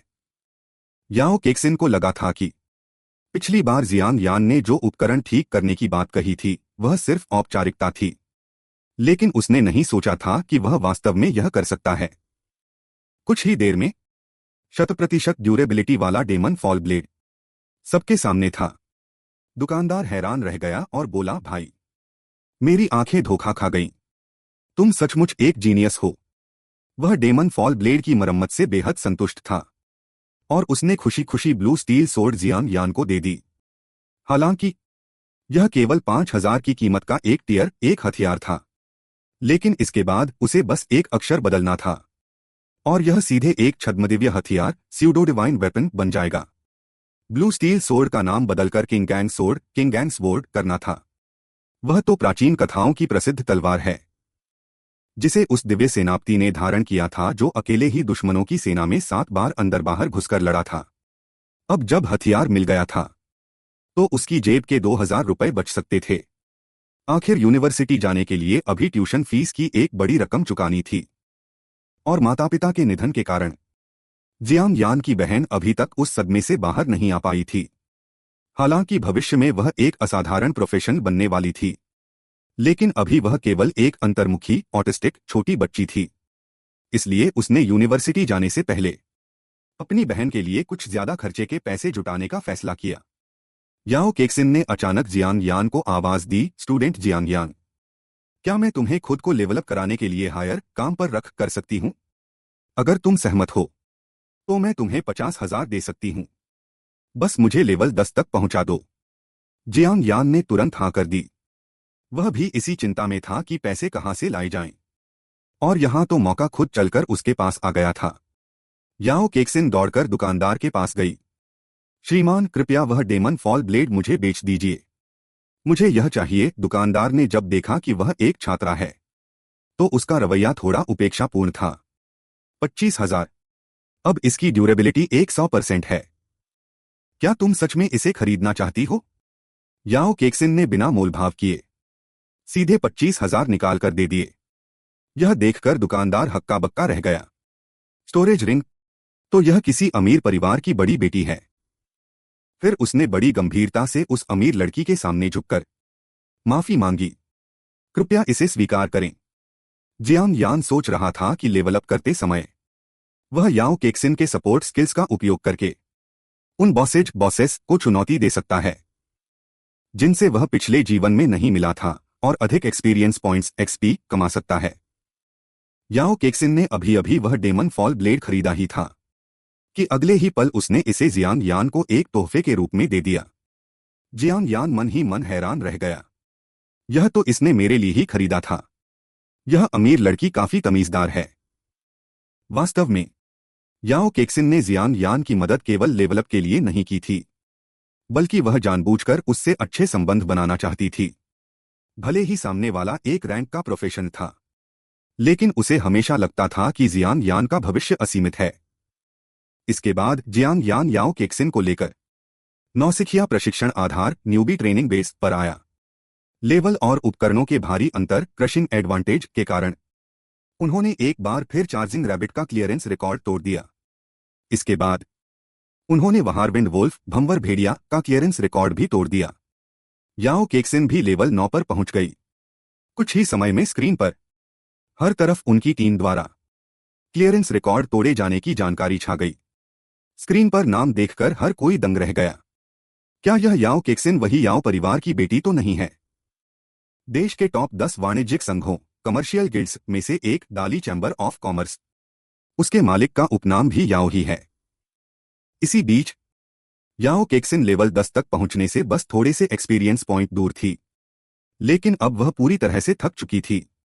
जियांग यान लेवलअप की गति को धीमा नहीं करना चाहता था, इसलिए उसने उसे चलते चलते आराम करने के लिए प्रोत्साहित किया। तुम्हारी शारीरिक क्षमता के साथ यह निश्चित रूप से कोई समस्या नहीं होगी। अब जब मेरे पास तुम्हारे जैसा रैंक का सपोर्टर है तो मैं सचमुच कोशिश करना चाहता हूं। वह पूरे न्यूबी ट्रेनिंग बेस में एकमात्र ऐसा बेस था जो रैंक के खतरे के स्तर पर था। You Yan wild bore, you यान जंगली सुअर। हालांकि जैसे ही वे दोनों यू यान वाइल्ड बोअर के ट्रेनिंग बेस पर पहुंचे, उन्हें दरवाजे पर खड़े नाइट्स सैनिकों ने रोक लिया। जियांग यान, मुझे पता है कि तुमने अन्य बेसों के क्लियरेंस रिकॉर्ड तोड़ दिए हैं, लेकिन Yu Yan wild boar king charging rabbit और व्हर्लविंड वोल्फ की तुलना में कहीं अधिक खतरनाक है। जियांग यान का मानना था कि जोखिम जितना बड़ा होगा, अवसर भी उतना ही बड़ा होगा। अगर कोई दाव नहीं लगाएगा तो उसे कभी बेहतर अवसर नहीं मिल सकते। इसके अलावा अब उसके पास एक रैंक का सपोर्टर भी था। यह एक बेहद दुर्लभ, हजारों में एक अवसर था। यह देखकर दरवाजे पर मौजूद नाइट्स ने भी उन्हें और नहीं रोका और सीधे बेस का मुख्य दरवाजा खोलकर उन्हें अंदर जाने दिया। पूरे रास्ते याओ केक्सिन जियांग यान के पीछे पीछे चलती रही। वह पीछे छूटने की हिम्मत नहीं कर पा रही थी। कितनी अजीब बात है, हम इतनी दूर आ गए लेकिन हमें एक भी छोटा मॉन्स्टर मॉब नहीं दिखा। जियांग यान ने कहा, इस बेस में कोई छोटे मॉन्स्टर्स नहीं हैं। यहां केवल एक ही बॉस है। और जैसे ही उसकी बात खत्म हुई, जमीन पर तुरंत एक जोरदार कंपन महसूस हुआ। जैसे जैसे आवाज दूर से पास आती गई, एक विशाल you Yan wild boar king की परछाई सामने उभर आई। DCHCMT ने संग TINGN चंगता CN लू YRNG TING हिंदी ला नगौन NG चिन्ह THC व PHBIN NHTTIN DIY ला BN DCHCMT बॉन्ग डांग CANT कॉन बुआ LNRNG NGN LA यूमिन के HNGL संग TING Hindi subsection BN DCHTING Hindi एक विशाल भूतिया ज्वाला वाले जंगली सुअर राजा की परछाई सबसेक्शन FIAN M लाटिन एक विशाल भूतिया ज्वाला वाले जंगली सुअर राजा की परछाई सबसेक्शन GII थिच GTITT NGT एक MT विशाल विशाल के HNGL बटा 2LN भूतिया ज्वाला NGNL यूमिंग बटा NGNL माक्वाई जंगली सुअर LNRNG राजा वुआ बटा VNG की परछाई बॉन्ग डांग बटा बॉन्ग राम CA दोनों के सामने धुंधला सा दिखाई दिया। उसने अपनी नजरें वाइल्ड बोर किंग जंगली सुअर राजा पर टिका दी। यह बंदा ही मेरे मुकाबले के लायक है। फिर उसने याओ केक्सिन को पवित्र प्रकाश होली लाइट का उपयोग करने के लिए तैयार रहने की याद दिलाई, ताकि उसकी खुद की हेल्थ HP रिस्टोर हो सके। इतना कहकर उसने छलांग लगाई और वाइल्ड बोर किंग की तरफ झपटा। वह गुरुत्वाकर्षण और घूमने की शक्ति का लाभ उठाना चाहता था उसकी गर्दन पर वार करने के लिए, लेकिन उसी समय वाइल्ड बोर किंग ऊपर कूद गया और उसने अपनी गर्दन के कमजोर हिस्से को बचा लिया। इस वजह से जियांग यान वाइल्ड बोर किंग की गर्दन पर वार नहीं कर सका। हालांकि वह हवा में रहने के उस पल का फायदा उठा सकता था। किंगगैंग तलवार किंगगैंग स्वॉर्ड का नाम बदलने के लिए याओ केक्सिन को बिल्कुल भी पता नहीं चलेगा। उसने हथियार के नाम में केवल एक अक्षर बदला था और वह झाओ युन की असली किंगगैंग तलवार जैसा छद्मदिव्य हथियार स्यूडो डिवाइन वेपन बन गया। आखिरकार दिव्य हथियार। भले ही उसके पास उपकरणों का नाम बदलने का चमत्कारिक कौशल था, फिर भी वह भौतिकी के नियमों की पूरी तरह अनदेखी नहीं कर सकता था एक असली दिव्य हथियार बनाने के लिए। लेकिन भले ही वह एक छद्मदिव्य हथियार था, उसकी आक्रमण शक्ति अटैक पावर 5 गुना बढ़ गई थी। साथ ही बोनस के रूप में आर्मोर पेनिट्रेशन और गतिशीलता एजिलिटी भी मिली। केवल एक साधारण वार से वह ghost flame wild boar king के नुकीले दांतों को पल भर में काट सकता था। इसके तुरंत बाद जियांग यान ने हथियार का नाम वापस पहले जैसा कर दिया। इस समय वह याओ केक्सिन को कोई सुराग नहीं लगने दे सकता था। याओ केक्सिन हैरान होकर अपनी जगह पर खड़ी रह गई। क्या यह एक लेवल 1 का हथियार कर सकता है? बस एक वार में उसने उस जादुई जानवर के सबसे मजबूत नुकीले दांतों को काट दिया। यह बिल्कुल असंभव है। यह उस लेवल 1 के हथियार का कमाल नहीं है। यह निश्चित रूप से जियांग यान है। यह उसकी अपनी ताकत के कारण है। डबल रैंक होने के बावजूद वह इतने सारे रिकॉर्ड तोड़ सकता है। कॉम्बैट स्किल्स के मामले में वह मुख्य युद्ध वर्ग मेन कॉम्बैट क्लासेस से कहीं आगे होगा। जियांग यान ने देखा कि उसकी यह छोटी प्रशंसक फैंगर्ल अपने दिमाग में कुछ अजीब सी बातें सोच रही है। लेकिन अभी खो जाने का समय नहीं है। जल्दी से मुझ पर पवित्र प्रकाश होली लाइट का उपयोग करो। वरना अगले वार में मैं उस सुअर को मार डालूंगा और तुम्हें कोई एक्सपीरियंस पॉइंट्स एक्सपी नहीं मिलेंगे।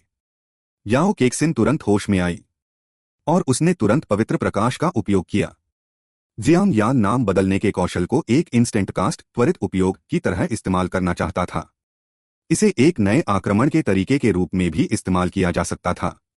उसने अपने हाथ में मौजूद दूसरे हथियार डेमन फॉल ब्लेड को देखा। वह हिचकिचा रहा था कि इसका नाम बदलकर डेमन गॉड ब्लेड किया जाए या डेमन किंग ब्लेड या फिर गॉड फॉल ब्लेड, लेकिन यह देखते हुए कि इन नामों का स्तर बहुत ऊंचा है। अगर यह असफल रहा तो कोई बात नहीं, लेकिन अगर इसका कोई उल्टा असर बैकफायर पड़ा तो मुसीबत हो जाएगी। हालांकि ठीक इसी समय ghost flame wild boar king ने जियांग यान पर अपना टैलेंट स्किल इस्तेमाल किया, घोस्ट फ्लेम चार्ज। जियांग यान इस लड़ाई को जल्दी खत्म करना चाहता था। उसने याओ केक्सिन से अपनी आंखें बंद करने को कहा। याओ केक्सिन को लगा कि दृश्य बहुत खूनी होने वाला है, इसलिए उसने आज्ञाकारी बनकर अपनी आंखें बंद कर लीं। जियांग यान ने तुरंत नाम बदलने का कौशल सक्रिय किया। उसने गोस्ट फ्लेम चार्ज तेज हमला को गोस्ट फ्लेम बफर धीमा हमला में बदल दिया और वाकई अगले ही पल वाइल्ड बोर किंग की गति बेहद कम हो गई।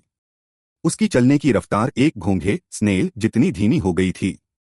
इसके बाद जियांग यान ने फिर से किंगगैन तलवार का नाम बदला। एक जोरदार वार के साथ उसने पल भर में ghost flame wild boar king का वहीं खात्मा कर दिया। जियांग यान को जो एक्सपीरियंस पॉइंट्स एक्सपी मिले, उससे उसका लेवल एक साथ 2 बार बढ़ गया। वह सचमुच नौसिखिया बेस नौवाइस बेस का सबसे मजबूत बॉस था। दूसरी तरफ अभी भी आंखें बंद किए हुए याओ केक्सिन का लेवल भी 3 बार बढ़ गया, लेकिन उसने फिर भी अपनी आंखें नहीं खोली। जियांग यान ने नहीं सोचा था कि यह लड़की इतनी आज्ञाकारी होने के साथ साथ अमीर भी है और वह हीलिंग उपचार भी कर सकती है। भविष्य में जिन डंजियंस के लिए टीम की जरूरत होगी, वह उसके बारे में विचार कर सकता है। ठीक है, अब तुम आंखें खोल सकती हो। तुम्हारा लेवल बढ़ाने का जो काम तुमने मुझे सौंपा था वह पूरा हो गया है। जब याओ केक्सिन ने धीरे से अपनी आंखें खोली तो उसकी नजरों के सामने चारों तरफ खून बिखरा हुआ था और वहां ghost flame wild boar king मरा पड़ा था, जिसकी आंखें खुली रह गई थीं। उसने सचमुच यह कर दिखाया। अकेले ही इतने शक्तिशाली जादुई जानवर को मार गिराया। वह सचमुच बहुत अद्भुत है। जियांग यान मुड़ा और डंजियन के निकास की ओर चलने लगा। मिशन पूरा हो गया, चलो बाहर चलते हैं। याओ केक्सिन जियांग यान की और भी अधिक प्रशंसक हो गई। वह एक दयालु और वादे का पक्का इंसान था। यह सोचते हुए उसने खुद आगे बढ़कर एक उपहार दिया। यह तुम्हारी तय की गई फीस है और साथ में एक छोटा सा धन्यवाद उपहार भी। लेकिन जैसे ही जियांग यान ने उस स्टोरेज रिंग को देखा, वह वहीं दंग रह गया, क्योंकि यह एक ऐसी अंगूठी थी जिसे केवल स्पेस्टाइप परपेचुअल मैजिक क्रिस्टल से ही बनाया जा सकता था। तभी ऐसी अंगूठी तैयार होती है जो भौतिकी के नियमों की परवाह किए बिना हर तरह की चीजों को स्टोर कर सकती है। जियांग यान ने दृढ़ता से इस उपहार को मना कर दिया। तुम्हारा यह धन्यवाद उपहार बहुत कीमती है, मैं इसे नहीं ले सकता। याओ केक्सिन देख सकती थी कि जियांग यान को इस स्टोरेज रिंग की बहुत जरूरत थी। तुमने मेरा लेवल उम्मीद से 2 गुना ज्यादा बढ़ा दिया है, यह तुम्हारा हक है। जियांग यान जल्द ही लेवल बढ़ाने के लिए बाहर विल्डरनेस जाने वाला था। स्टोरेज रिंग होने से सामग्री मटेरियल्स को इकट्ठा करना वाकई आसान हो जाएगा, इसलिए उसने बिना देर किए अंगूठी स्वीकार कर ली। लेकिन बदले में उसने वादा किया कि भविष्य में जब तक सिद्धांतों के खिलाफ न हो, वह बिना किसी शर्त के याओ केक्सिन की एक मदद करेगा। इस समय नए छात्रों की रैंकिंग लिस्ट फ्रेशमैन रैंकिंग्स में जियांग यान अभी भी सबसे ऊंचे लेवल के साथ पहले स्थान पर था, लेकिन उसके पीछे के कुछ रैंक मुख्य युद्ध वर्गों के साथ अंतर बहुत ज्यादा नहीं था। उसे एहसास हुआ कि वे जल्द ही उसके करीब पहुंच जाएंगे। आखिरकार उसके पीछे जो बंदे थे वे सभी टॉप क्लास प्रोफेशनल्स के रूप में जागे अवेकेंड थे। लोंगशी थर्ड हाई स्कूल का ली यूफेंग, जो पढ़ाई और खेल दोनों में नंबर 1 था, वह एक रैंक स्वॉर्ड सेंट के रूप में जागा था। क्लोज कॉम्बैट निकट युद्ध में वह लगभग अजय था। नानलोंग 9th हाई स्कूल का ए रैंक का बॉक्सर, जो 5 विषयों में नंबर 1 था। उसकी आक्रमण शक्ति बेहद खतरनाक थी। और आखिरी था रैंक का विंड असेसिन गेल असैसिन लू युआन, एक elemental high agility close combat class जो अचानक हमले सरप्राइज अटैक्स करने में माहिर था। ये सभी लोग पिछले जीवन में भी चमकते हुए सितारे थे। इसलिए जियान यान अगर नानरोंग शहर की टॉप 100 लिस्ट में पहला स्थान पाना चाहता है तो ये लोग भविष्य में उसके प्रतिद्वंद्वी जरूर बनेंगे। यहां तक कि वह उन सभी से लड़ने के पल का इंतजार करने लगा था। लेकिन अभी उसे तुरंत एक बार घर जाना था। पिछले जीवन में जियान यान को बड़े लोग अपने साथ ले गए थे, जिससे उसकी छोटी बहन अकेलेपन में बड़ी हुई। अब जब उसे नया जीवन मिला है तो उसने कसम खाई कि वह इस कमी को जरूर पूरा करेगा। हालांकि उसकी बहन भविष्य में एक शक्तिशाली रैंक मुख्य युद्धवर्ग के रूप में जागेगी, लेकिन इस समय वह केवल एक शांत और थोड़ी अंतर्मुखी इंट्रोवर्टेड 9th ग्रेड की छात्रा थी। जब से उनके माता पिता डीमन केव में शहीद हुए थे, उसकी छोटी बहन हमेशा से ऐसी ही रही थी। 3 साल पहले जब माता पिता जीवित थे वह ऐसा नहीं था। उस समय वह आज की तुलना में बहुत अधिक खुश था। माता पिता की मृत्यु से उसे गहरा सदमा लगा था। खाना खाते समय जियांग याओ ने अचानक कहा कि वह स्कूल छोड़ने की योजना बना रही है। इससे उसके बड़े भाई जियांग यान को काफी बड़ा झटका लगा। ऐसा क्यों? जल्द ही हाई स्कूल की प्रवेश परीक्षा होने वाली है। तुम्हारी शैक्षणिक और व्यावहारिक दोनों विषयों में ग्रेड ए है। इतने अच्छे अंकों के साथ तुम अचानक स्कूल क्यों छोड़ना चाहती हो? जियांग याओ ने कहा कि उसने भाई की रैंकिंग देख ली है। नानरोंग शहर के नए छात्रों की इस बैच की रैंकिंग में वह पहले स्थान पर है। भाई ने हमेशा कड़ी मेहनत की है और डटे रहे हैं। भविष्य में वह निश्चित रूप से एक शक्तिशाली अवेकनर बनेंगे और दुनिया की रक्षा करेंगे। और भले ही मेरे दोनों विषयों में ए ग्रेड हैं, लेकिन मुझ जैसे व्यक्ति के लिए वर्तमान में कोई विशेष भविष्य नहीं है। इससे बेहतर है कि मैं अभी से काम करना शुरू कर दूं, ताकि घर के खर्चों में कुछ मदद मिल सके। जियांग यान जानता था कि यह उसकी बहन के वास्तविक विचार नहीं थे। वह सुनना चाहता था असली वजह। इसी समय अंकल कुआन नाम का एक व्यक्ति अचानक अंदर घुस आया। वह सोफे पर बैठकर आहें भरने लगा, क्योंकि उसकी रेंट लोन कंपनी भी बंद होने की कगार पर थी। पिछले 2 वर्षों में जियांग यान और उसकी बहन के रहने का खर्च का एक हिस्सा उसी से उधार लिया गया था। जियांग यान ने अपनी बहन के चेहरे के हाव भाव देखे और महसूस किया कि अंकल कुआन आज निश्चित रूप से पहले भी एक बार आ चुके थे। यही उसके स्कूल छोड़ने की असली वजह थी। उसने मेरी रैंकिंग देखी, लेकिन घर में कमाई का कोई जरिया नहीं है। वह मुझ पर और बोझ नहीं डालना चाहती और मुझे कॉलेज भेजने के लिए अपने खुद के भविष्य की बलि देकर काम करने को तैयार है। जियांग यान अंकल कुआन के सामने आया और उनसे पूछा कि पिछले 2 सालों में उनके ऊपर कुल कितना कर्ज है। अंकल कुआन जानते थे कि दोनों भाई बहन बहुत मुश्किल दौर से गुजर रहे हैं, लेकिन फिर भी उन्होंने बता दिया। ब्याज को छोड़कर यह लगभग 43,000 से अधिक था। भाई ने एक ही बार में 2 साल का पूरा कर्ज चुका दिया और अतिरिक्त 6,000 रुपए ब्याज के रूप में भी दे दिए। बहन को शक हुआ कि उसने यह पैसा किसी अवैध तरीके से कमाया है, पर जियांग यान ने कहा कि उसने इसे अपनी काबिलियत से कमाया है और भविष्य में वह नानरोंग शहर के नए छात्रों की टॉप 100 सूची में पहला स्थान हासिल करेगा। नानरोंग शहर की कॉलेज प्रवेश परीक्षा गाओकाओ का टॉपर बनेगा, जिसकी पुरस्कार राशि 3 लाख होगी। इसलिए उसे अपने भविष्य की बलि देने की कोई जरूरत नहीं है और न ही भाई को कॉलेज भेजने के लिए काम करने की जरूरत है। जब तुम्हारा भाई शीर्ष पर पहुंच जाएगा तो भविष्य में तुम पर काफी दबाव होगा, क्योंकि उस समय हर कोई तुम्हें नंबर 1 की बहन के रूप में देखेगा। अगर तुम अपने बैच में सबसे मजबूत नहीं बनी तो काम नहीं चलेगा। जियांग याओ भावुक होकर अपने भाई के गले लग गई और कसम खाई कि वह जियांग परिवार का नाम कभी डूबने नहीं देगी। अब जियांग यान के मन में काफी समय से डेमन केव राक्षसी गुफा की दुनिया में जाने का विचार था। Poison dragon valley level up करने के लिए एक बेहतरीन प्राकृतिक जगह थी, जो खतरनाक होने के साथ साथ अवसरों से भरी हुई थी।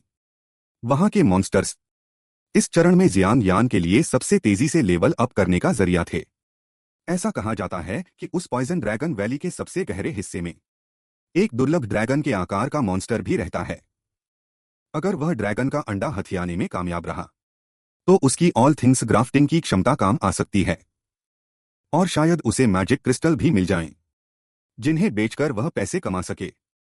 इसलिए अगले दिन जियांग यान बस पकड़कर नानरोंग डेमन केव स्टेशन पहुंच गया, क्योंकि डेमन केव के बाहरी इलाकों में जाने के लिए पहले डेमन केव के अंदर प्रवेश करना पड़ता है, और नानरोंग डेमन केव और वास्तविक नानरोंग शहर के बीच केवल एक डेमन केव मार्ग की दूरी है। यह मॉन्स्टर्स के आक्रमण के खिलाफ इंसानों के मुख्य किलों में से एक है। नानरोंग डेमन केव में 70 से अधिक लेवल के 2 वेनरेबल्स पूजनीय रक्षक तैनात हैं। अपने पिछले जीवन में जियांग यान को भी उन्हें कई फायदे देने के लिए मजबूर होना पड़ा था। डेमन केव में प्रवेश करने के बाद ज्यादातर लोग सीधे अपने गियर, हथियार और कवच पहन लेते हैं ताकि लड़ाई में आसानी हो। वे सभी देखने में काफी कीमती और अच्छी चीजें लगती थीं, लेकिन याओ केक्सिन द्वारा उसे दी गई स्टोरेज रिंग की तुलना में इन चीजों की कीमत कुछ भी नहीं थी। यह मानना पड़ेगा कि वह छोटी अमीर लड़की वाकई बहुत अमीर थी। कुछ ही देर में जियांग यान पूर्वी गेट पर पहुंच गया, जहां से वह उस पॉइजन ड्रैगन वैली के सबसे पास पहुंच सकता था जहां वह जाना चाहता था। अब तक खोजे गए डेमन केव के वातावरण में पॉइजन ड्रैगन वैली तुलनात्मक रूप से सुरक्षित थी। वहां के मॉन्स्टर्स ज्यादातर 13 से 18 लेवल के बीच के थे, जो वर्तमान में जियांग यान के अभ्यास के लिए सबसे उपयुक्त जगह थी। उसने अपना छात्र पहचान पत्र गेट पर पहरा दे रहे नाइट योद्धा को सौंप दिया। एक डबल रैंक का अवेकन, क्या तुम वाकई अकेले पॉइजन ड्रैगन वैली में जाना चाहते हो? डेमन केव का बाहरी इलाका उन नौसिखिया ट्रेनिंग ग्राउंड जैसा नहीं है। वहां सचमुच लोगों की जान चली जाती है। जियांग यान ने अपना छात्र पहचान पत्र वापस लिया और कहा कि वह जिंदा वापस लौटेगा। चिंता के लिए धन्यवाद, लेकिन नाइट उसे इस तरह मौत के मुंह में जाते हुए नहीं देख पा रहा था, भले ही यह एक डबल रैंक का प्रोफेशन क्यों न हो। आखिरकार वह भी एक इंसान की जान है। जैसे ही उस नाइट ने जियांग यान को पकड़ने के लिए हाथ बढ़ाया, वह यह देखकर हैरान रह गया कि उसका हाथ हवा में ही रह गया। वह खुद एक 30 लेवल का अवेकन था। तभी एक सैनिक ने आकर कप्तान को सलाह दी कि वह उसका पीछा न करे। कप्तान, वह लड़का जियांग यान है, वही जिसने प्रोफेशन के अंतर को नजरअंदाज करते हुए अकेले ही नौसिखिया ट्रेनिंग बेस का टाइम रिकॉर्ड तोड़ दिया था। वह जियांग यान है। कहा जाता है कि वह नानरोंग फर्स्ट हाई स्कूल में दोनों विषयों में नंबर 1 है, और इस साल नानरोंग शहर का टॉपर बनने का एक मजबूत दावेदार है। कप्तान हैरान रह गया। डबल रैंक का अवेकन इतना मजबूत कैसे हो सकता है? यह तो नामुमकिन सा लगता है। यहां तक कि पिछले सालों के रैंक वाले अवेकन्स भी ऐसा रिकॉर्ड नहीं बना पाए थे। जैसे ही जियांग यान ने पॉइजन ड्रैगन वैली में कदम रखा, जहरीली धुंध से ढका हुआ घाटी का जंगल उसकी आंखों के सामने आ गया। ड्रैगन वैली की एकमात्र समस्या यह थी कि वहां जहरीली गैस फैली हुई थी, इसलिए एंटी पॉइजन पिल्स, विषाणुनाशक गोलियां होना बेहद जरूरी था।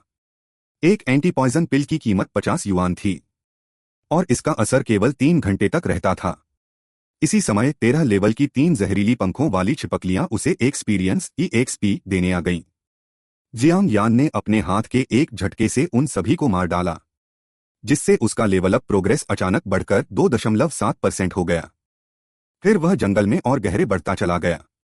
अंधेरे में लाल सुर्ख आंखों के कई जोड़े लगातार चमक रहे थे।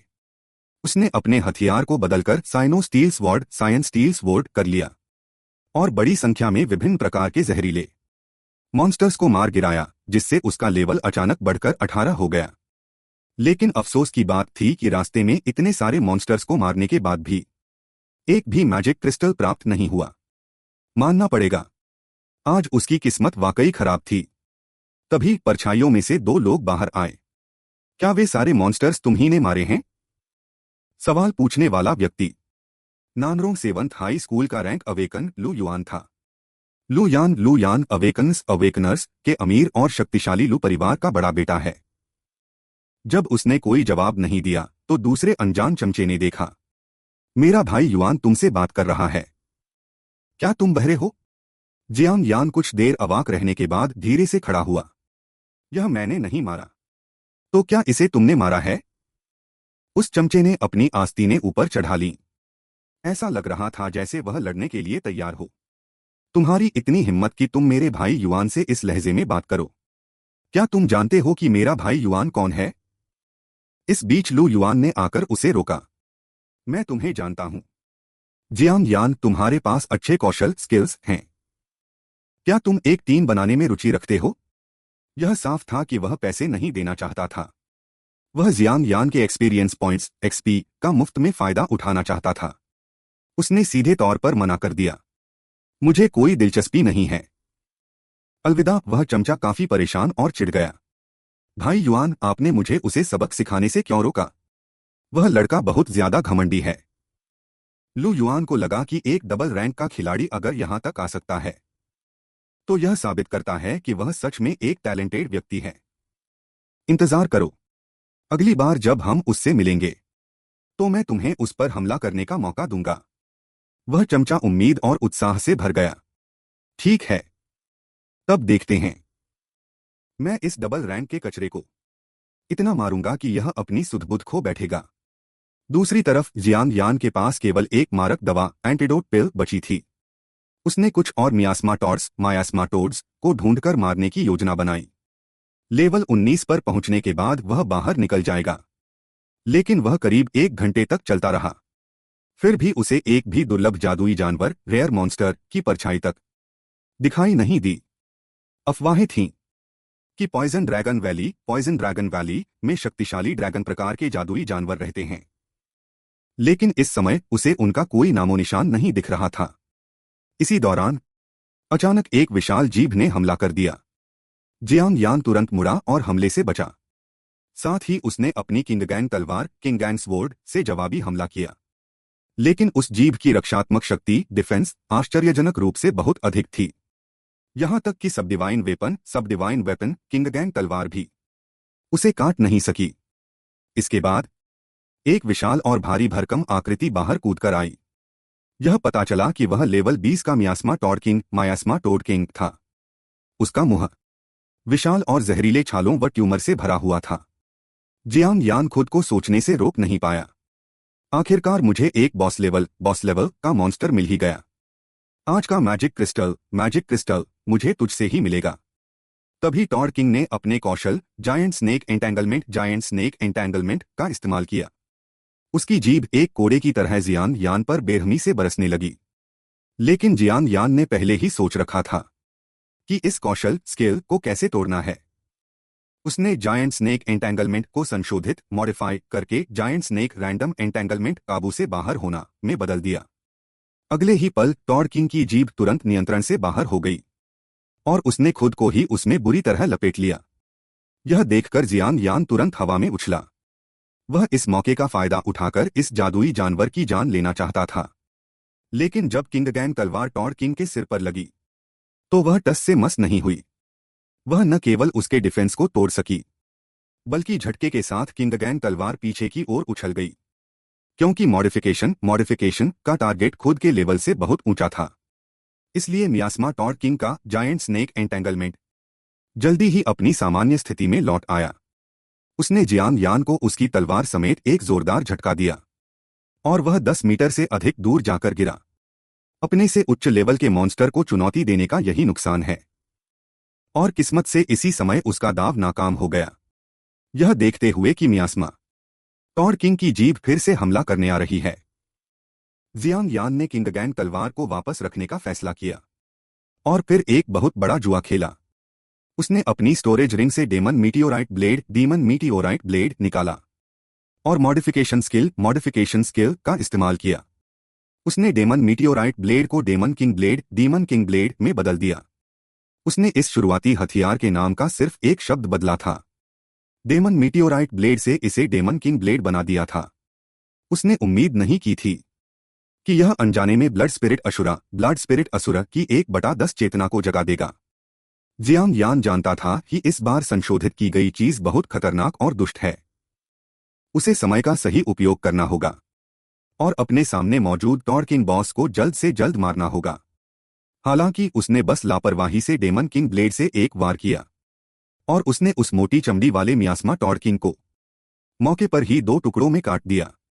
सिर्फ इस एक वार ने जियांग यान की पूरी जादुई शक्ति मना को पूरी तरह से सोख लिया। साथ ही उसने महसूस किया कि यह डेमन किंग ब्लेड उसके अपने शरीर को दूषित इरोड कर रहा है। वह डेमन किंग ब्लेड के नाम को वापस पहले जैसा बदलना चाहता था, लेकिन अगले ही पल मना पूरी तरह खत्म होने के कारण वह जमीन पर गिर पड़ा। यहां तक कि वह अपनी मॉडिफिकेशन स्किल का भी इस्तेमाल नहीं कर पा रहा था। तभी उसके कानों में एक क्रूर और मजाकिया हंसी गूंजी।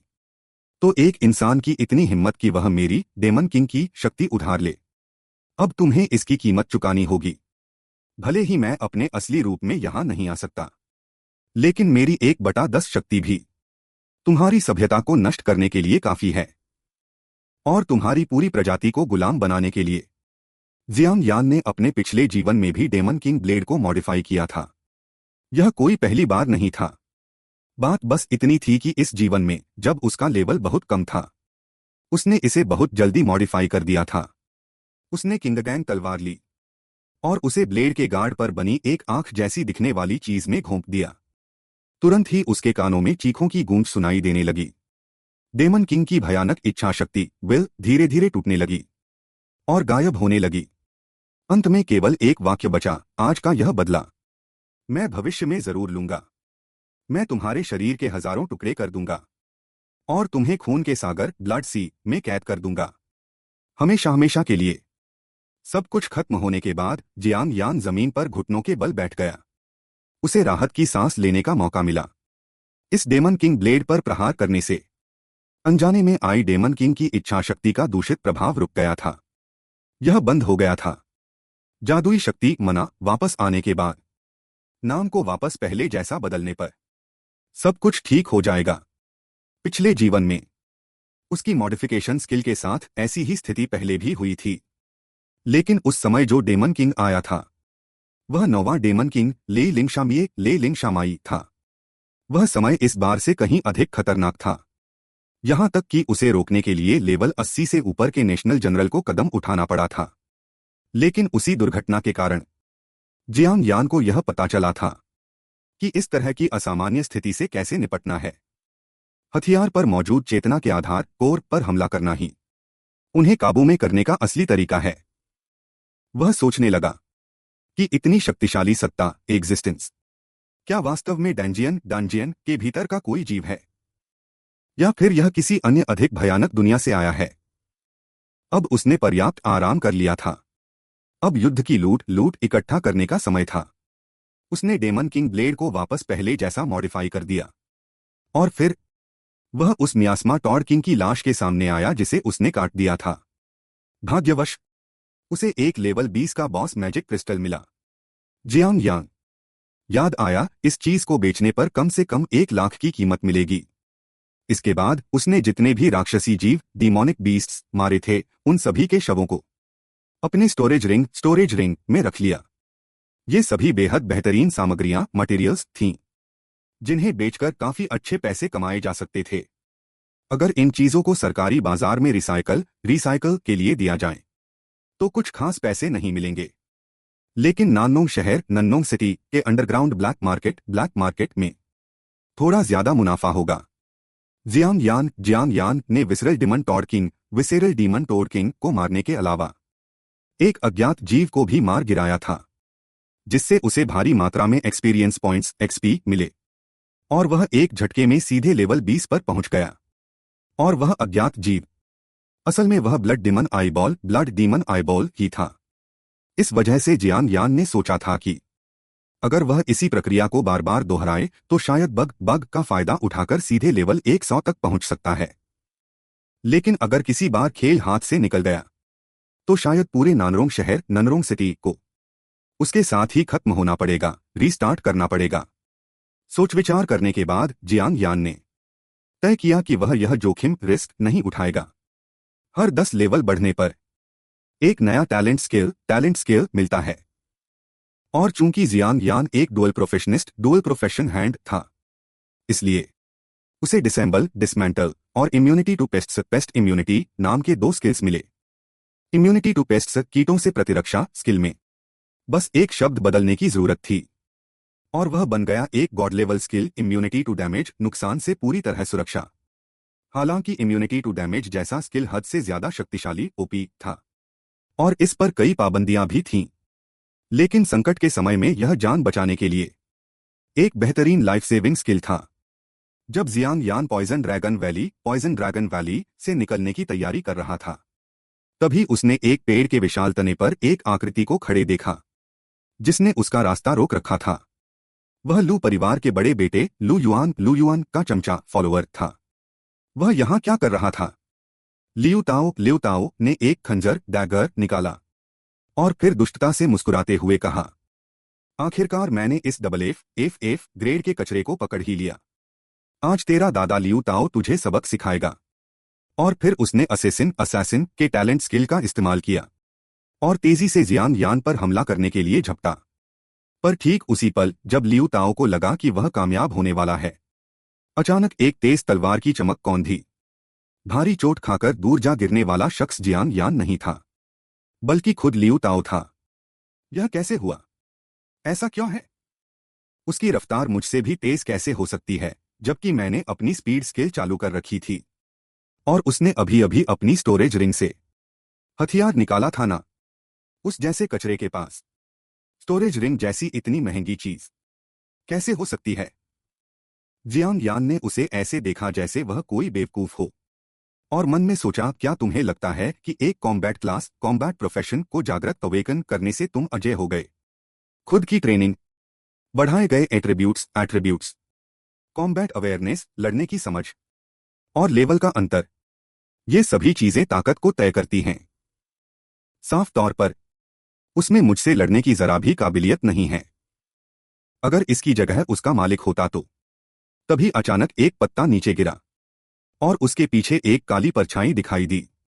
अगले ही पल लू युआन का खंजर जियांग यान की तलवार से टकराया, जिससे धातुओं के टकराने की एक तेज और गूंजती हुई आवाज आई।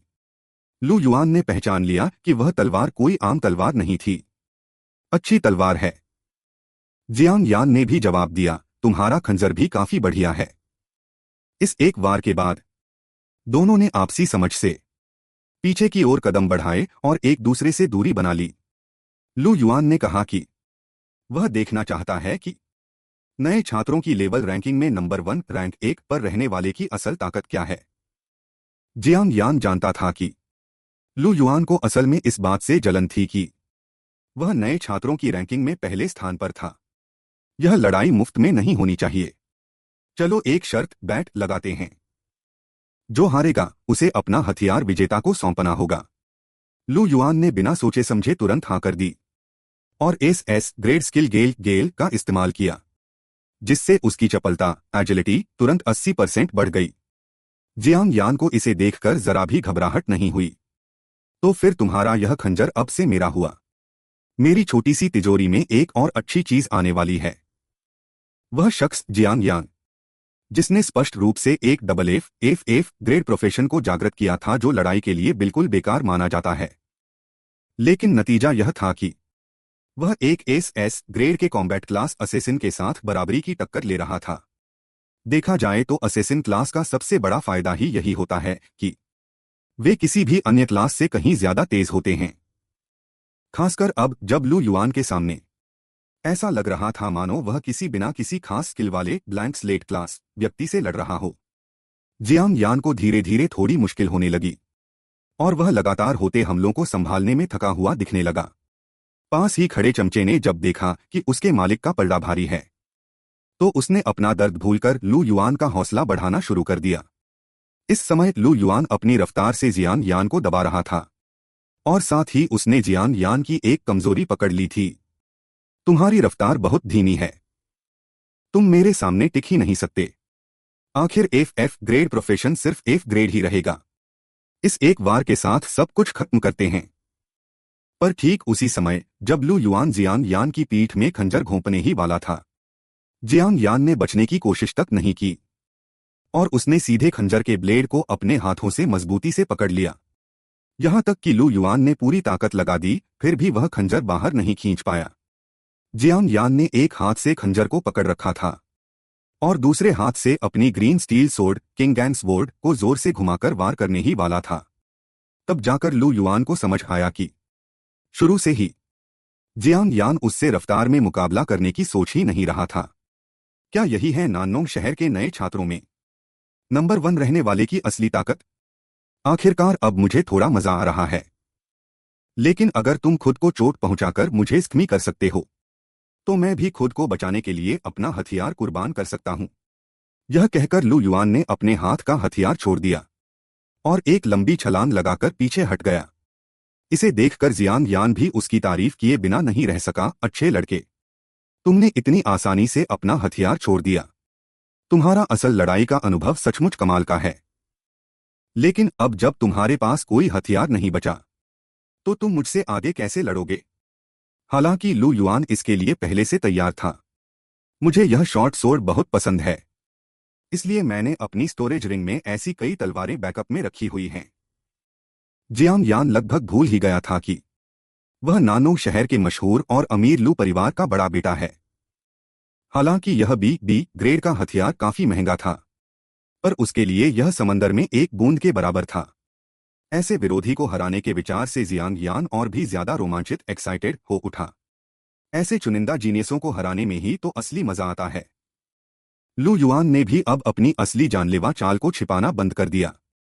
तुम मेरे इस स्किल को देखने वाले अपने बैच के पहले छात्र हो। मुझे लगा था कि मैं इसका इस्तेमाल सबसे पहले उस स्वॉर्ड सेंट पर करूंगा। यह कहकर उसने अपने स्किल गेल फ्यूरियस स्लैश का इस्तेमाल किया और सामने की ओर हवा के अनगिनत तीखे कट्स वाइंड ब्लेड्स हवा में लहरा दिए। उस भयानक और जानलेवा हमले को देखकर जियांग यान को भी तुरंत कदम पीछे खींचकर वहां से हटना पड़ा, क्योंकि कॉम्बैट क्लास प्रोफेशन का हर टैलेंट स्किल वाकई बेहद खतरनाक होता है। दोनों ही लड़ाई में बहुत बड़ा बढ़ावा देते हैं। वैसे भी सामने वाला एक शीर्ष क्लास एस ग्रेड खिलाड़ी है और वह एक ऐसी हस्ती है जो अकल्पनीय रूप से शक्तिशाली है। वह एक तरफ भाग रहा था और दूसरी तरफ अपने पीछे किसी भी समय आने वाले ब्लेड की ऊर्जा से बच रहा था। आखिरकार उसने जंगल के अंदर भागने का फैसला किया, क्योंकि लू युआन का ब्लेड चलाना साफ तौर पर आमने सामने की करीबी लड़ाई जितना तेज नहीं था, और इस तरह की हवा वाली ब्लेड ऊर्जा वाइंड ट्रिब्यूट ब्लेड क्यूआई को छोड़ना उसकी खुद की ऊर्जा को बहुत ज्यादा सोख लेता होगा। अपनी पहचान छिपाना और एक ही बार में खेल खत्म करने का मौका ढूंढना ही जियांग यान की जीत का एकमात्र रास्ता था। आखिरकार वह अभी अपने मॉडिफिकेशन संशोधन स्किल का इस्तेमाल नहीं कर सकता था, यह देखते हुए कि उसने अपना निशाना खो दिया है। लू युआन ने भी ब्लेड ऊर्जा स्किल को छोड़ना बंद कर दिया।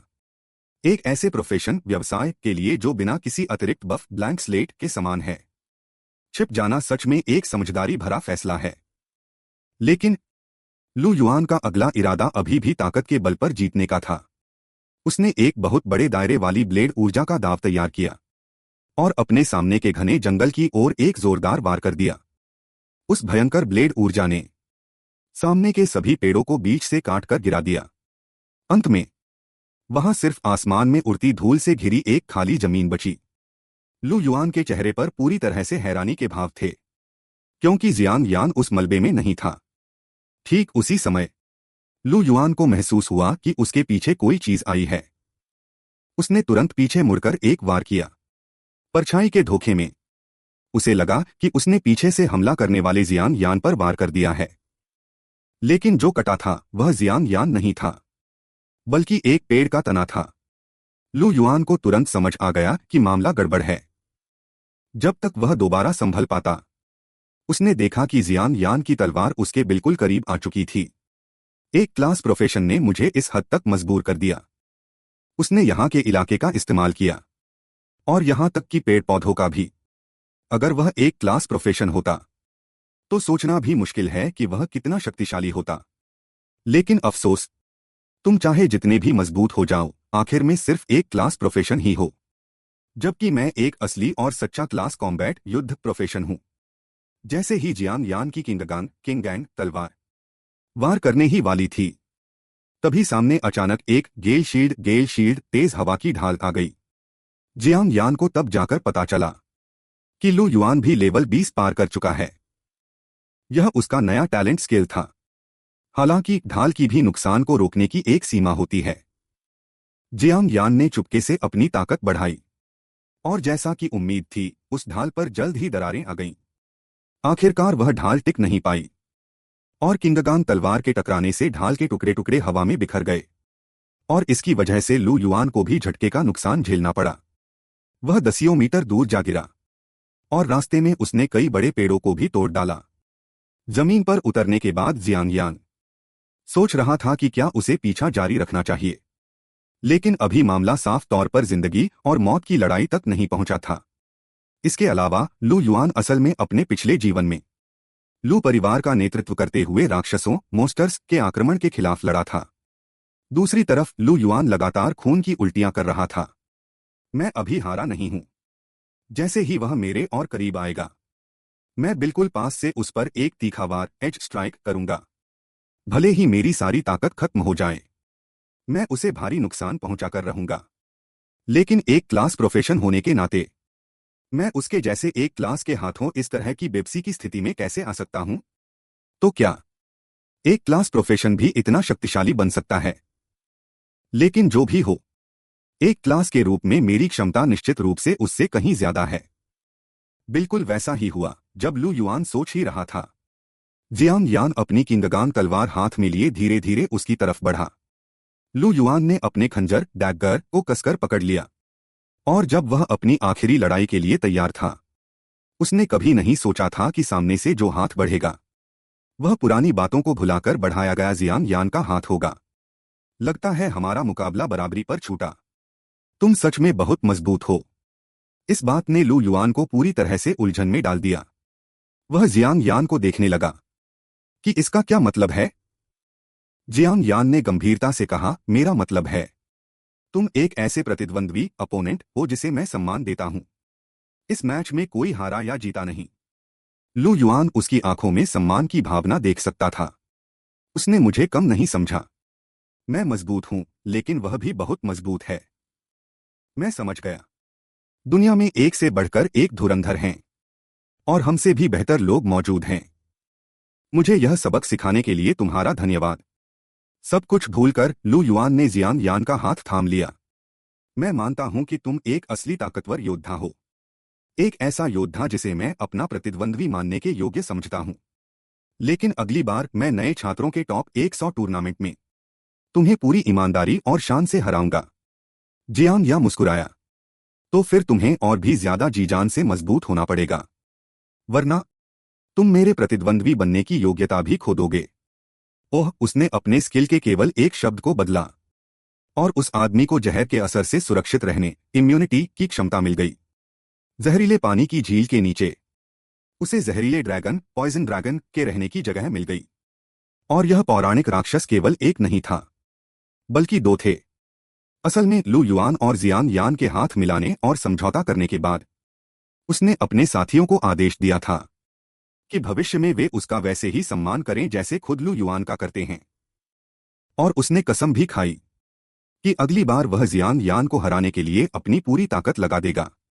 लेकिन असलियत में अगर जियांग यान ने सच में अपनी पूरी ताकत लगाई होती, तो जब लू युआन ने अपने पहले स्किल का नाम पुकारा था, वह तभी हार चुका होता, क्योंकि उसकी गेल स्लैश स्किल को बदलकर कई नई संभावनाओं में बदला जा सकता था। अफसोस की बात थी कि जियांग यान ने इतनी बड़ी लड़ाई लड़ी, पर उसे बदले में कुछ भी हासिल नहीं हुआ।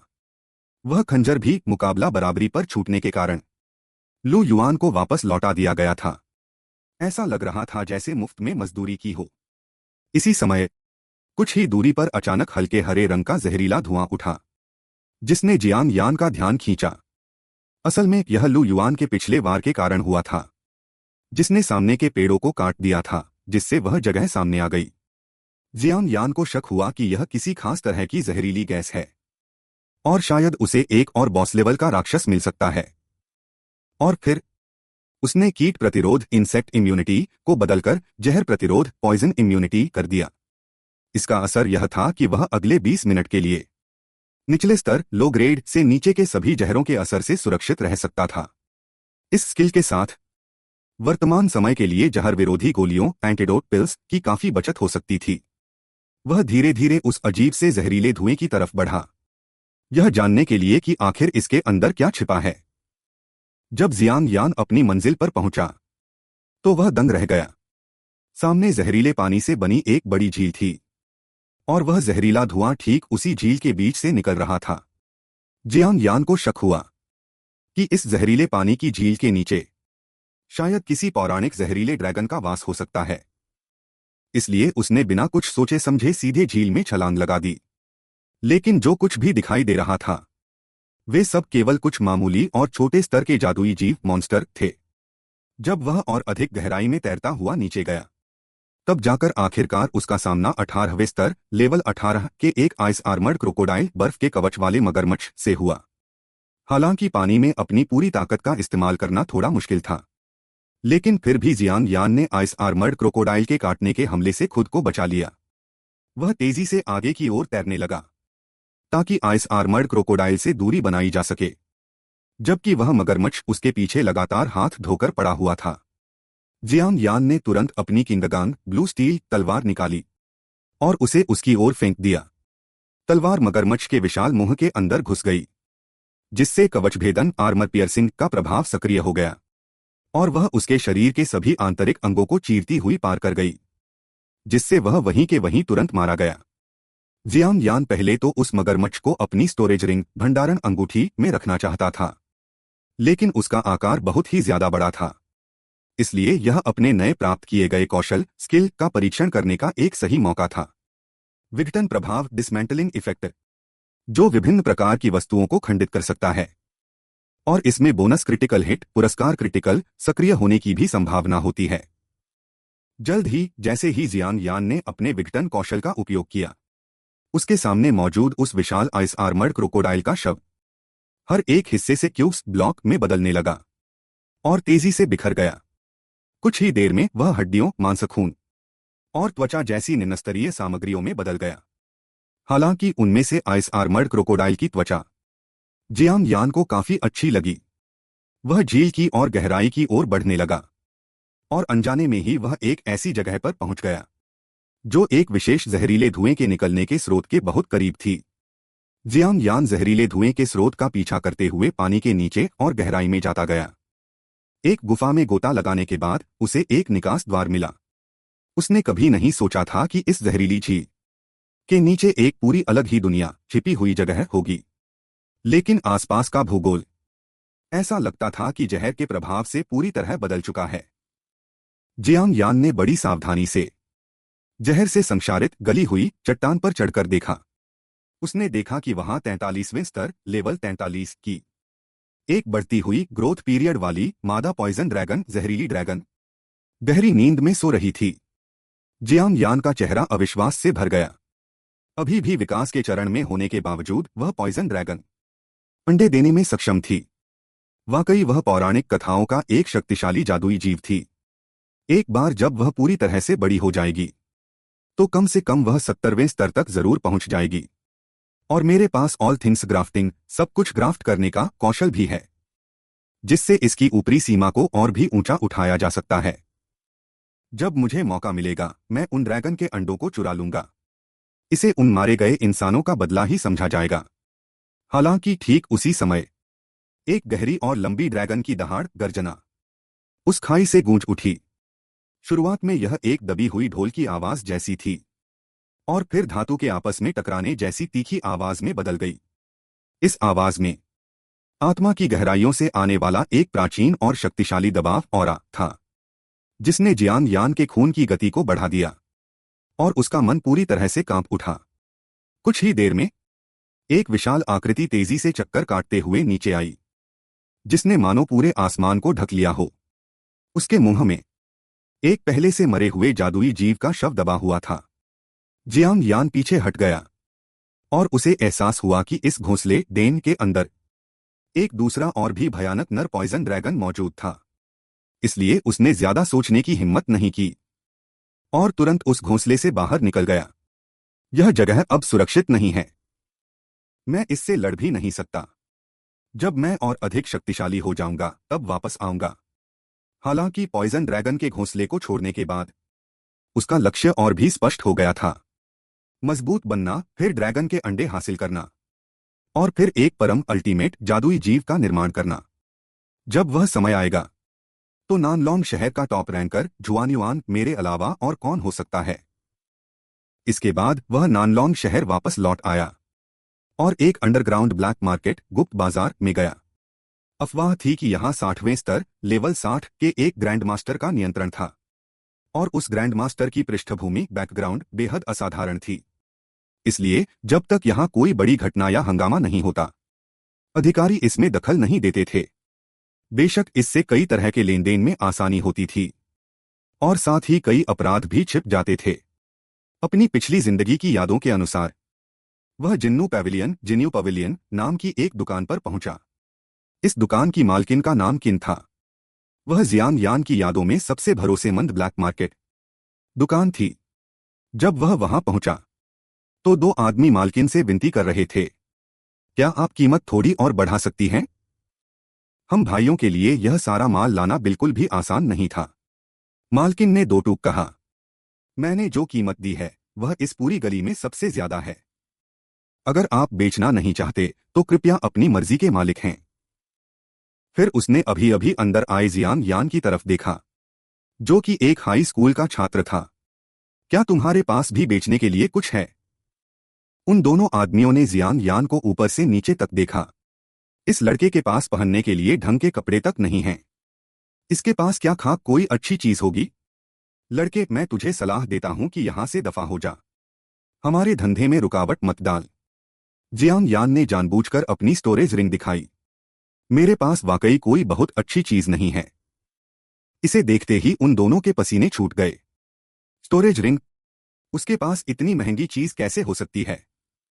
जियान यान के हाथ हिलाते ही पॉइजन ड्रैगन वैली में उसके द्वारा शिकार किए गए जादुई जीवों की विभिन्न सामग्रियां पल भर में पूरी दुकान में भर गईं। उन दोनों के होश उड़ गए और उनके मुंह खुले के खुले रह गए। केवल मालकिन का ध्यान आइस आर्मर्ड क्रोकोडाइल की त्वचा पर गया। यह साफ था कि यह हाई स्कूल का छात्र पॉइजन ड्रैगन वैली की सबसे गहरी जगह तक गया था।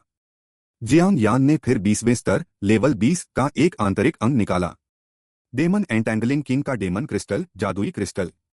इतनी कीमती चीज देखकर वे दोनों भाई एक बार फिर हैरान रह गए।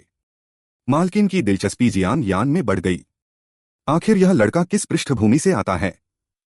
जियान यान ने शांति से कहा, मालकिन, कृपया गणना हिसाब करें कि इन सब की कीमत कितनी है। जरा जल्दी कीजिएगा, क्योंकि मैं इन दोनों महाशयों के बड़े धंधे में रुकावट नहीं बनना चाहता। उस आदमी ने इनामी अपराधियों पर बस अपने कौशल का इस्तेमाल किया था। नाम परिवर्तन, नेम मॉडिफिकेशन कौशल के जरिए उसने काटना और दोहराना को बदलकर खुद को काटना और दोहराना कर दिया, जिससे वे तुरंत खुद को बुरी तरह से घायल करने लगे और लगातार जहर के असर से खून की उल्टियां करने लगे। दरअसल कुछ ही मिनट पहले जियान यान ने अपनी सभी सामग्रियां और डेमन क्रिस्टल जिन्नू पैविलियन को बेचने के बाद 2 लाख से अधिक रुपए सिक्के प्राप्त किए थे। जिन्नू पैविलियन की मालकिन ने सीधे उसे एक वीआईपी गोल्ड कार्ड थमा दिया। लेकिन जैसे ही जियान यान ने हाथ बढ़ाकर उस गोल्ड कार्ड को लेने की कोशिश की, तो मालकिन ने धीरे से उसका हाथ दबा दिया। यह गोल्ड कार्ड दर्शाता है कि आप हमारे जिन्नू पैविलियन के एक वीआईपी ग्राहक हैं। भविष्य में अगर आपके पास और डेमन क्रिस्टल हों, तो मैं उन्हें 10% अतिरिक्त कीमत देकर आपसे खरीदूंगी। जियान यान को यह बात अच्छे से पता थी। यह बॉस किन हमेशा बहुत ईमानदारी से व्यापार करते हैं, इसीलिए उनके साथ व्यापार करने का फैसला किया गया। जहां तक बात है कि उन्होंने जियान यान को वीआईपी कार्ड और विशेष उपचार क्यों दिया, तो असल में उन्होंने उसके भविष्य की क्षमता को देखा था। जियान यान जब जिन्यू पवेलियन से बाहर निकला तो कोने में छिपे 2 लोगों की नजर उस पर टिक गई। लेकिन जैसे ही उसने दरवाजे से बाहर कदम रखा, उसे इस बात का एहसास हो चुका था, काबिल लोगों का हर जगह स्वागत होता है। इसलिए राष्ट्रीय स्तर के संसाधनों का लाभ उठाने और नाननोंग शहर का टॉपर बनने के लिए ये सभी आवश्यक शर्तें हैं। कोने में छिपे दोनों आदमियों ने अपने सिगरेट के टुकड़े फेंके और जियान यान का पीछा करने लगे। वह एक सुनसान और ठंडी गली में दाखिल हुआ, लेकिन वे नहीं जानते थे कि जियान यान ने जानबूझकर उन्हें यहां फंसाने के लिए बुलाया था। इस समय जियान यान के पास केवल 2 हथियार थे। सुरक्षात्मक कवच आर्मोर की कमी थी। जो अभी भी पूरी तरह सुरक्षित नहीं था। उसने अपनी तिरछी नजर से देखा और पाया कि वे दोनों सचमुच पीछे आ रहे थे। यह उनसे कुछ सुरक्षात्मक कवच हासिल करने का अच्छा मौका था। असल में जब जियांग यान जिन्यू पवेलियन में था, तभी उसे उनके शरीर से खून की भारी गंध आ रही थी। यह जादुई जानवरों मॉन्स्टर्स की गंध से अलग थी, इसलिए यह इंसानी खून था। उनके कंधों पर जो बैग थे, शायद उनमें लूटा हुआ सामान था। इसलिए जियांग यान को उन्हें खत्म करने में कोई मानसिक संकोच या पछतावा नहीं था। उसने इसे एक अच्छा पुण्य का काम माना। उन दोनों ने नासमझी में सोचा कि जियांग यान ने अपने लिए एक अच्छी कब्र चुनी है। इस तरह की तंग गली में हमला करने पर लाश के सड़ने तक भी किसी को पता नहीं चलेगा। जब जियांग यान एक बंद गली के आखिरी छोर पर पहुंच गया, तब वे दोनों आखिरकार खुद को रोक नहीं पाए और बाहर आ गए। जियांग यान को लगा कि वे बहुत सुस्त हैं। तुम लोग बहुत धीरे आए, मैं कब से तुम्हारा इंतजार कर रहा हूं। दोनों ने जियांग यान को ऊपर से नीचे तक देखा। लड़के, तुम अभी भी एक हाई स्कूल के छात्र हो ना? हम दोनों मुख्य युद्ध श्रेणी कॉम्बैट क्लास के पेशेवर हैं। हमारे हाथों कई लोग मारे जा चुके हैं। अब तुम भी उनमें शामिल होने वाले हो। जियांग यान ने हल्के से हंसते हुए कहा। मुख्य युद्ध श्रेणी के पेशेवर? मैं तो बहुत डर गया। मुझ जैसे एफ रैंक की मेमोरी क्लास वाले पेशेवर आप लोगों का मुकाबला बिल्कुल नहीं कर सकते। इस तिरस्कार भरे रवैये ने दोनों को तुरंत गुस्सा दिला दिया। बदमाश लड़के, तुम्हारे चेहरे का भाव कहीं से भी डरा हुआ नहीं लग रहा। तुम साफ तौर पर हमारा मजाक उड़ा रहे हो। जियांग यान ने अपना सिर हिलाया और अब नाटक करना बंद कर दिया। हाँ, सही कहा, मैं तुम्हारा ही मजाक उड़ा रहा हूं। उनमें से एक ने अपने स्किल कटर स्लैशिंग का इस्तेमाल किया और आगे बढ़ा, जबकि दूसरा आदमी अपनी जगह पर खड़ा रहा और उसने अपने स्किल रिपीट को सक्रिय किया। जियांग यान ने बस अपना हाथ उठाया और उंगली से चुटकी बजाई। उसके पुनर्जन्म रीबर्थ के बाद यह पहली बार था जब उसने इंसानों पर अपने मॉडिफिकेशन संशोधन स्किल का इस्तेमाल किया था। उसने कटिंग स्किल का एक शब्द बदल दिया, जिससे वह सेल्फकटिंग खुद को काटना बन गया। वह आदमी अपने हाथों पर नियंत्रण खो बैठा और खुद को ही घायल करने लगा और रिपीट स्किल का एक शब्द बदलकर पॉइजन जहर निगलना कर दिया गया। दूसरा आदमी तुरंत जहर का शिकार हो गया और जमीन पर घुटनों के बल बैठकर खून की उल्टियां करने लगा। जियांग यान धीरे धीरे आगे बढ़ा। वह इस तमाशे को खत्म करने के लिए तैयार था। तुम लोगों ने लूटपाट और हत्या के कई काम किए हैं ना? अब तुम्हारे कर्मों का फल आ गया है।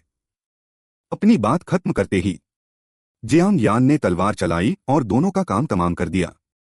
इसके बाद उन दोनों के पास से एक मोस्ट वांटेड नोटिस नीचे गिरा। जियांग यान ने उम्मीद नहीं की थी कि कोई सचमुच अपना ही वांटेड नोटिस संभाल कर रखेगा, लेकिन उसने उन दोनों के सिर काटकर इनाम के पैसों के लिए सरकार के पास ले जाने का विकल्प नहीं चुना, क्योंकि ऐसा करना बहुत ज्यादा ध्यान आकर्षित करता। इसके बाद जियांग यान ने उन दोनों के बैग की तलाशी ली। जैसा कि उम्मीद थी, उसे अंदर एक बहुत ही उपयोगी सुरक्षात्मक कवच मिला। दिखने में यह सिर्फ एक साधारण सा क्लोक केप था, लेकिन सिर्फ एक शब्द बदलने से यह कचरे से एक अनमोल खजाना बन सकता था। जल्द ही वॉल्फ स्किन विंडकोट को बदलकर स्केल स्किन विंडकोट कर दिया गया। यह पौराणिक कथाओं में वर्णित जादुई जानवर पॉइजन किलिन का एक नकली दिव्य हथियार बन गया। ढेर सारे बुनियादी गुणों स्टैट्स को बढ़ाने के अलावा इसमें सभी प्रकार के जहर से सुरक्षित रहने की निष्क्रिय क्षमता पैसिव एबिलिटी भी थी। इस तरह के पौराणिक श्रेणी के उपकरणों का नाम बदलना, जैसा कि उम्मीद थी, कुछ ऐसी चीजें लेकर आया जो जियांग यान की उम्मीद से परे थीं। विंडकोट पर पॉइजन किरण का जादुई पैटर्न बना हुआ था। हालांकि यह बहुत ज्यादा शक्तिशाली नहीं था, लेकिन काम चलाने के लिए काफी था।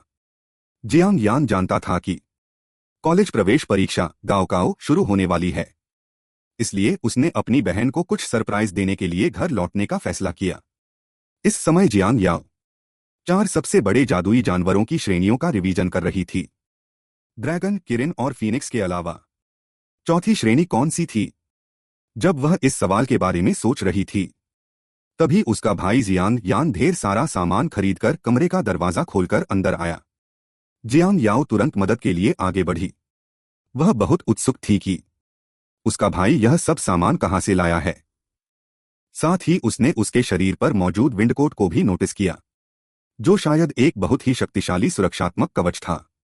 जियांग यान ने कहा कि ये सभी चीजें उसने अपनी काबिलियत से कमाई हैं। इस महीने वह उसकी पॉकेट मनी भी बढ़ाने वाला है। जियांग याओ को डर था कि वह अपने भाई पर बोझ बन रही है, इसलिए उसने तुरंत अपना सिर हिलाया और कहा कि 50 रुपए ही काफी हैं। जियांग यान ने 500 रुपए निकाले और अपनी बहन के हाथ में रख दिए और उससे कहा कि भविष्य में अगर पैसे कम पड़े तो बिना झिझक के अपने भाई से मांग लिया करे। इससे जियांग याओ को और अधिक शक हुआ कि उसके भाई ने पैसे कमाने के लिए कोई गैरकानूनी काम किया है। जियांग यान ने उसे अपनी फालतू की सोच तुरंत बंद करने को कहा। कल तुम्हारे भाई की कॉलेज प्रवेश परीक्षा की तैयारी की बैठक है। तुम्हारे भाई के स्तर लेवल के लिए यह बस एक औपचारिकता है, वह जाकर तुरंत वापस आ जाएगा। कल रात जब मैं वापस आऊंगा तो तुम्हें कुछ अच्छा खिलाने ले चलूंगा। जियांग याओ बहुत उत्सुक थी कि उसका भाई अब किस लेवल पर पहुंच गया है। जियांग यान ने अपने कॉलर को थोड़ा सीधा किया और अपनी बहन के सामने थोड़ा रौब झाड़ते हुए कहा, अभी तो मैं बस लेवल 20 पर ही हूं। इस एपिसोड के लिए बस इतना ही। यहां कुछ विवरणों का विश्लेषण करते हैं। कॉलेज प्रवेश परीक्षा आमतौर पर जागृति अवेकनिंग के 1 महीने बाद होती है। इस समय के दौरान सामान्य छात्र अधिकतम लेवल 10 से 15 तक ही पहुंच पाते हैं। केवल बेहद उत्कृष्ट छात्र ही लेवल 16 से 20 तक पहुंच सकते हैं। जहां तक लेवल 20 से ऊपर की बात है तो वह मौका केवल बड़े और शक्तिशाली परिवारों के योद्धाओं को ही मिलता है। आखिरकार लेवल 20 एक ऐसा पड़ाव है जिसके लिए भारी मात्रा में संसाधनों के समर्थन की आवश्यकता होती है। जियांग यान ने केवल डेमन किंग असुर राज के क्लोन को मारा था, इसीलिए वह अप्रत्याशित रूप से लेवल 20 पर पहुंच पाया। यदि संसाधनों का विशेष झुकाव सपोर्ट न होता तो जियांग यान के लिए भी यह थोड़ा मुश्किल होता। लेकिन अगर वह नानरोंग शहर का टॉपर शुआंगयुआन बन जाता है तो सब कुछ बिल्कुल बदल जाएगा। मूल उपन्यास ओरिजिनल वर्क में 4 शीर्षस्तरीय जादुई जीवों की श्रेणियां थीं, ड्रैगन, किलिन और फीनिक्स के अलावा चौथी श्रेणी स्पेस अंतरिक्ष को नियंत्रित करने वाला ब्लैक टॉर्टल शुआनगुई होना चाहिए। लेकिन पता नहीं कि मंगा संस्करण में इसमें कोई बदलाव किया जाएगा या नहीं। उस आदमी ने बस शून्य हवा में हाथ बढ़ाया और अप्रत्याशित रूप से 3 किंगडम्स के एक प्रसिद्ध जनरल का छद्मदिव्य हथियार किंगगांग तलवार बाहर निकाल ली। यह देखकर दोनों प्रिंसिपलों के अचानक पसीने छूट गए। आपको बता दें कि यह एक लेवल 50 के शिल्पकार द्वारा ही बनाई जा सकने वाली ग्रेड की हथियार थी। दरअसल ठीक 2.5 घंटे पहले वार्षिक कॉलेज प्रवेश परीक्षा गांव काओ प्रिंसिपल के जोशीले भाषण के साथ आधिकारिक तौर पर शुरू हुई थी। हालांकि प्रिंसिपल की बातें सिर्फ औपचारिक थीं, लेकिन अवेकंड जागृत लोगों के लिए यह गांव काओ वास्तव में अधिकांश लोगों की किस्मत बदल सकती है। गांव काओ में उनके प्रदर्शन के आधार पर अवेकंड लोगों के लिए 4 अलग अलग जीवन मार्ग होते हैं। पहला है उत्कृष्ट परिणाम लाकर यूनिवर्सिटी में प्रवेश करना। भविष्य में उनके मशरूम वर्ल्ड की खोज करने वाले पायनियर बनने की पूरी संभावना है। इसके बाद उनका पूरा खर्च सरकार उठाएगी। उन्हें न केवल प्रशिक्षण के लिए प्रचुर संसाधन मिलेंगे, बल्कि उनका भविष्य भी असीमित होगा। दूसरा है अच्छा प्रदर्शन करने वाले, जो टॉप यूनिवर्सिटी में तो नहीं जा सकते, लेकिन सेना में शामिल होना चुन सकते हैं। वे मशरूम के कब्जे वाले क्षेत्रों की सुरक्षा सेना बन सकते हैं और उन्हें भी सरकारी सहायता और संसाधन आवंटन मिलेगा।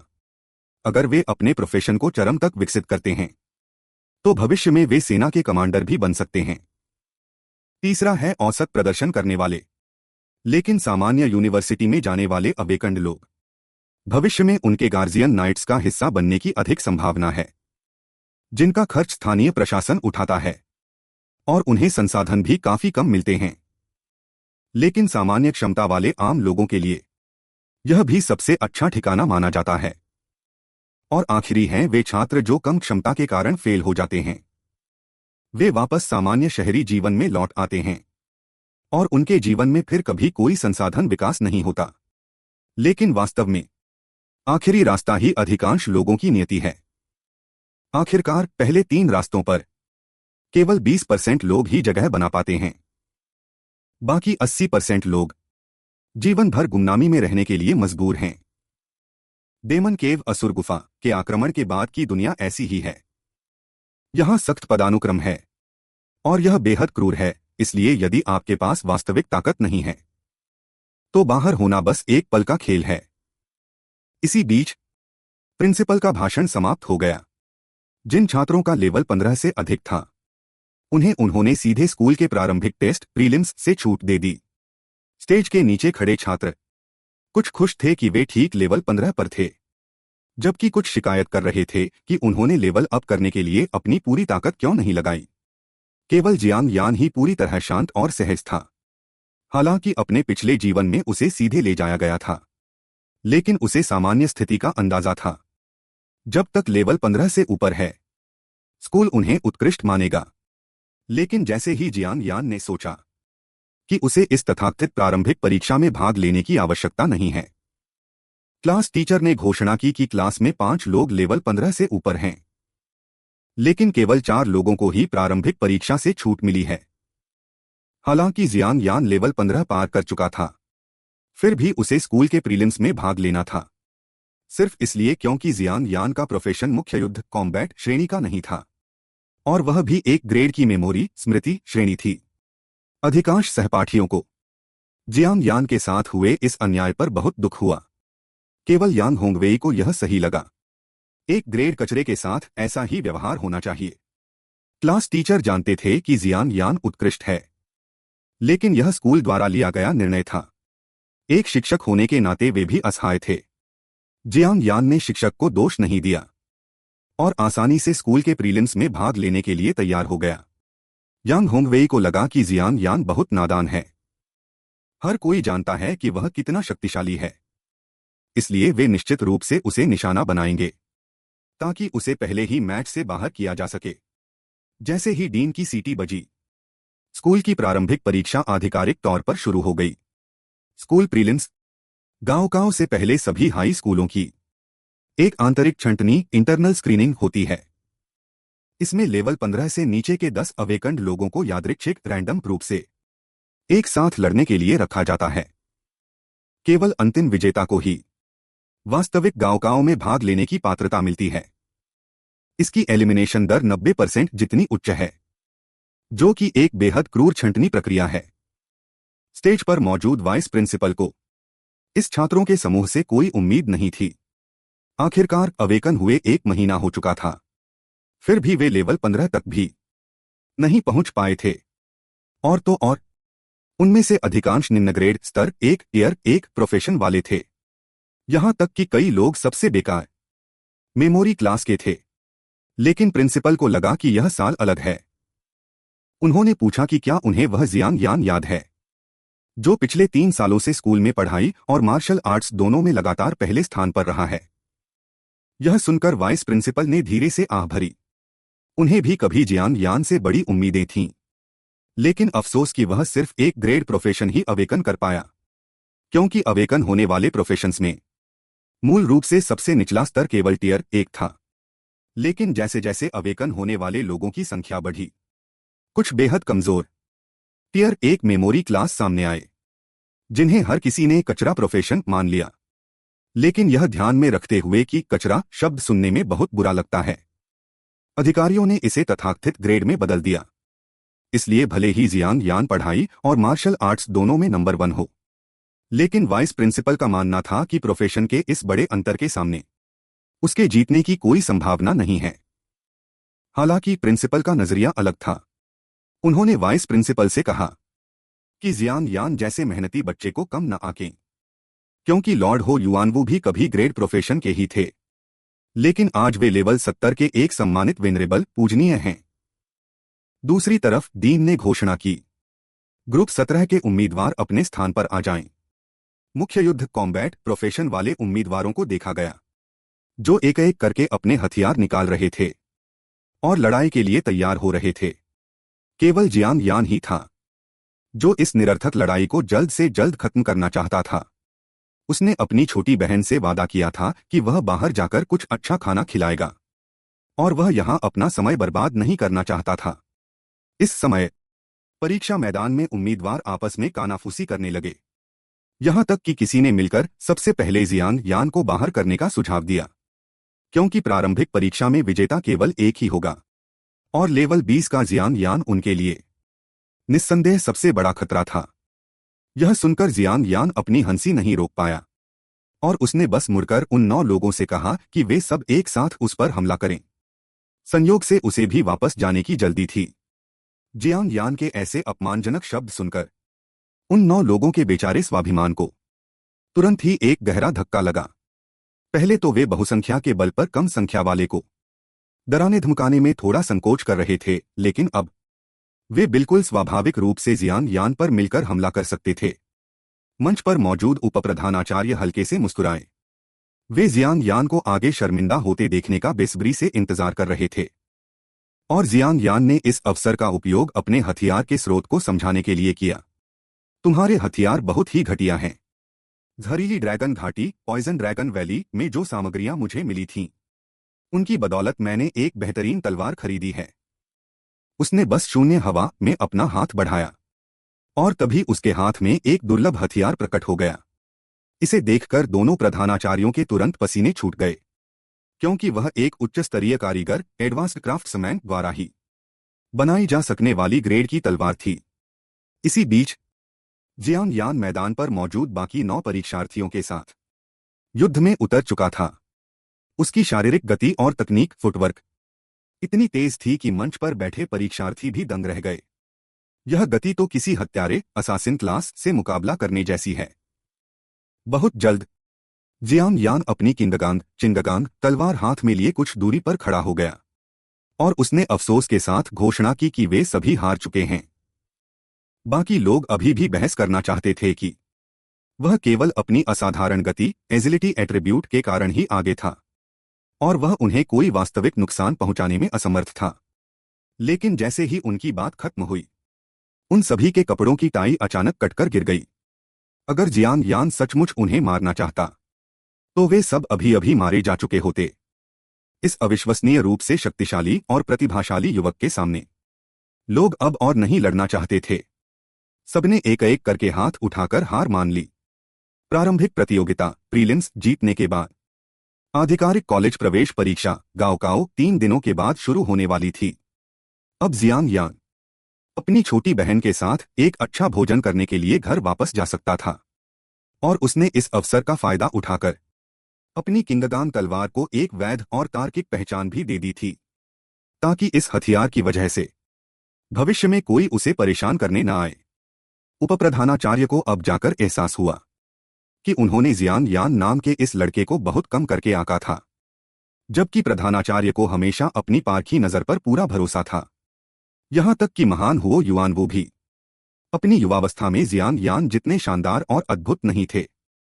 हमारे नानरोंग सिटी नंबर 1 हाई स्कूल से कभी कोई सिटी टॉपर नहीं निकला, तो क्या इस साल यह गौरव एक ग्रेड के लड़के के नाम होने वाला है?